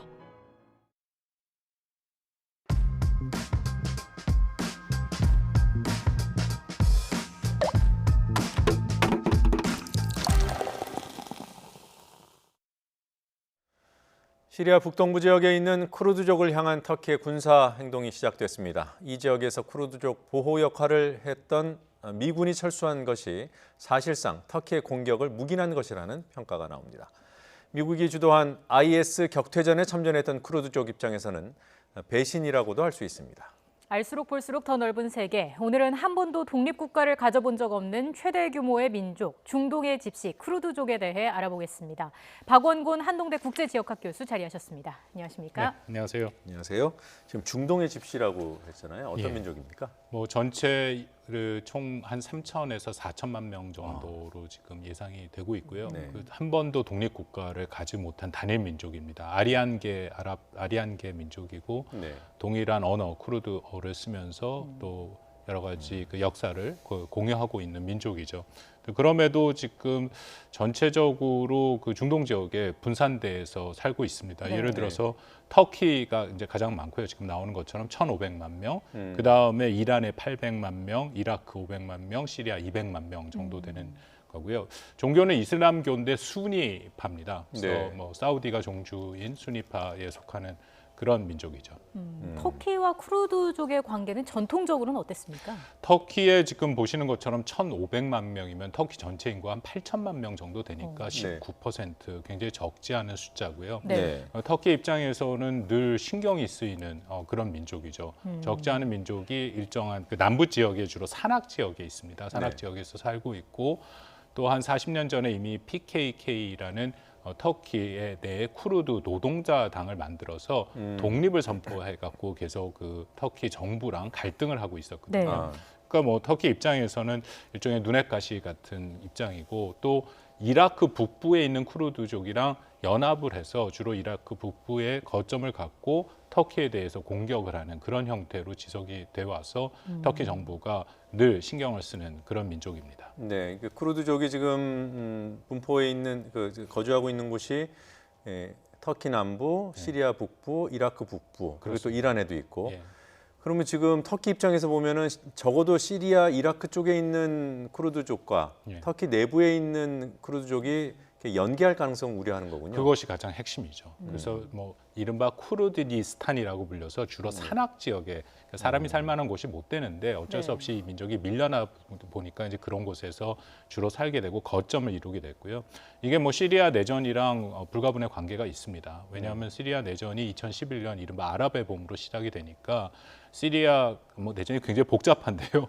그 안에서 어쨌든 시리아의 그 정부가 그 통제권을 잃기 시작하면서 북부 지역에서 거주하던 쿠르드족들이 동북부 지역을 차지하고 자치를 선포를 했습니다. 그래서 그 나름대로 거기서 세를 이제 확장하고 있었던 상황이고요.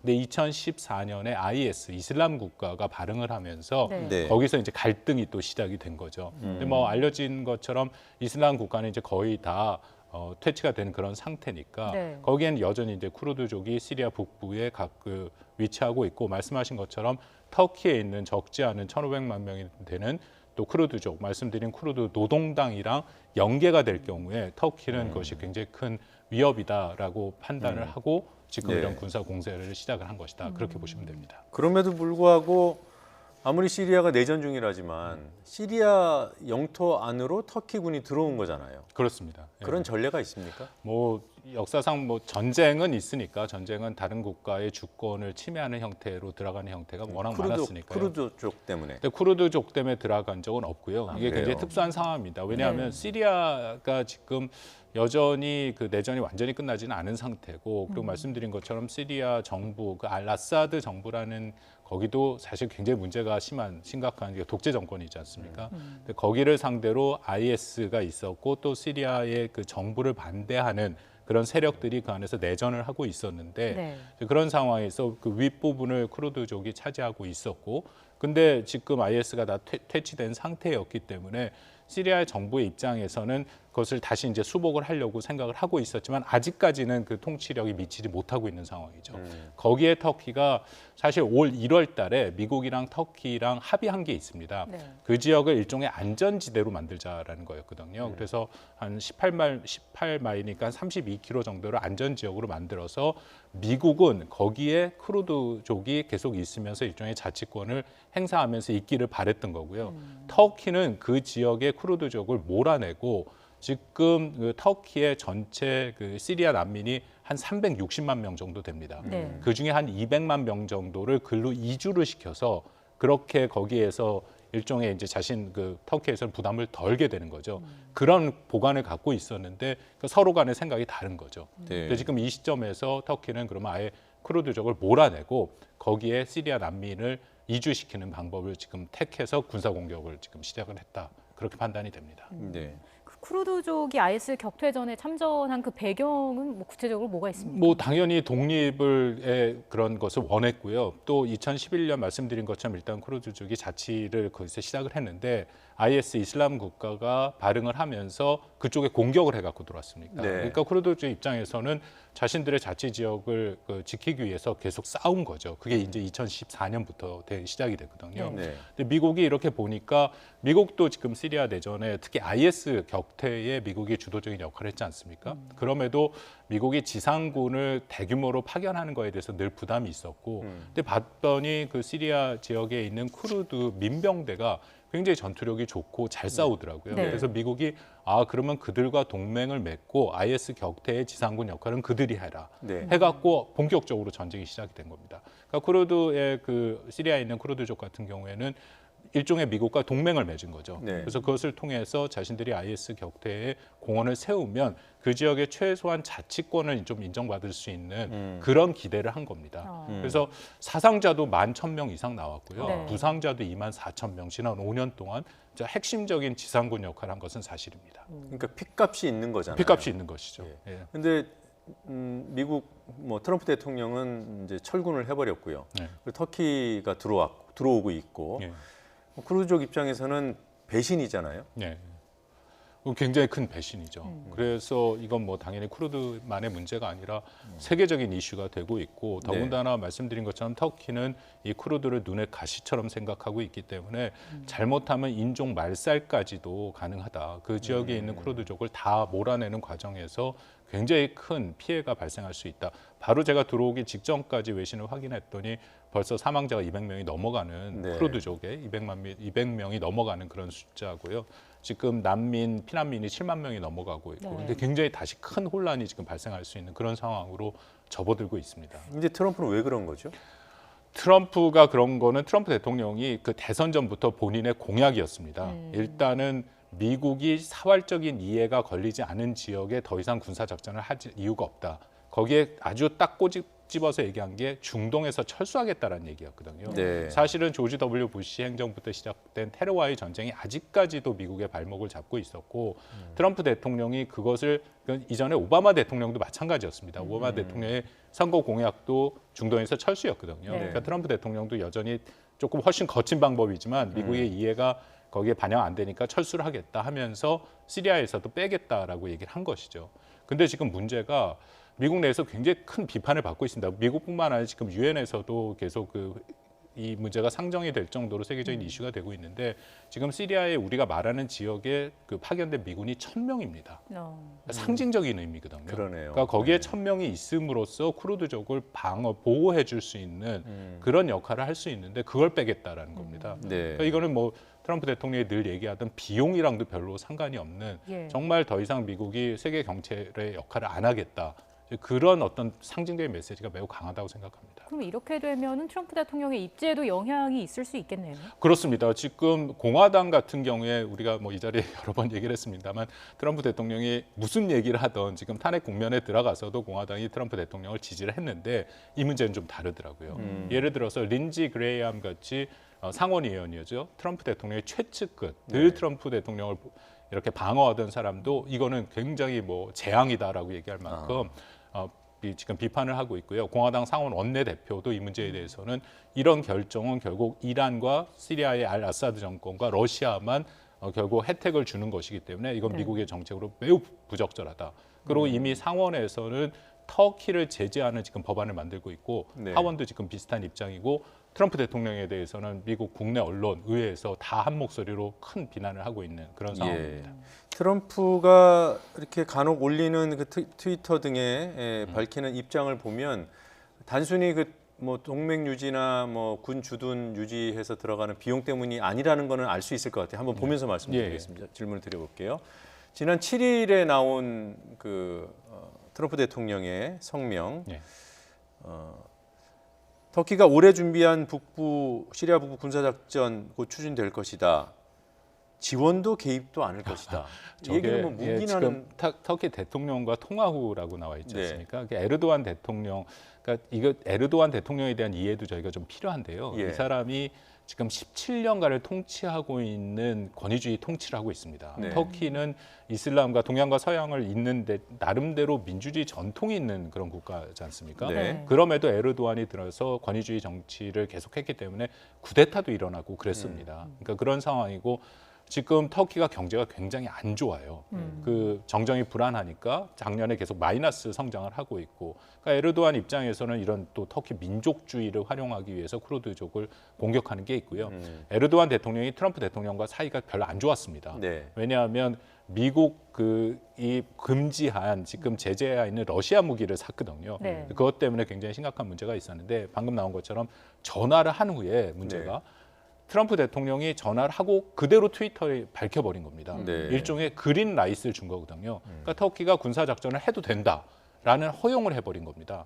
근데 이게 첫 단추가 잘못 낀 게 만약에 트럼프 대통령이 저런 생각을 하고 있으면 그거는 자신들의 참모들과 이 부처들과 다 상의를 해서 공식적인 입장을 밝혀서 가야 되는데 이걸 또 그냥 전화 끝나자마자 그냥 본인이 일방적으로 결정을 해버렸거든요. 알겠습니다.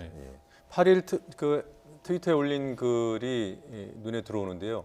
터키가 미국의 큰 교육 상대다. 그러니까 터키 쪽하고 관계를 개선하는 게 쿠르드족 보호하는 것보다 훨씬 이롭다 이렇게 판단한 거죠. 저걸 보시면 지금 입장이 계속 바뀝니다. 그러니까 처음부터 본인이 이것이 어떤 후과가 있고 어떤 심각한 문제가 있는지에 충분히 생각을 안 하고 그냥 일방적으로 즉흥적으로 해버리니까 굉장히 이 문제가 심각해졌지 않습니까? 그러니까 터키에 대해서 경고를 하고 그랬다가 다시 터키 편을 들고 이제는 중재를 하겠다. 계속 바뀌는 목소리가 나오고 있는 것이죠.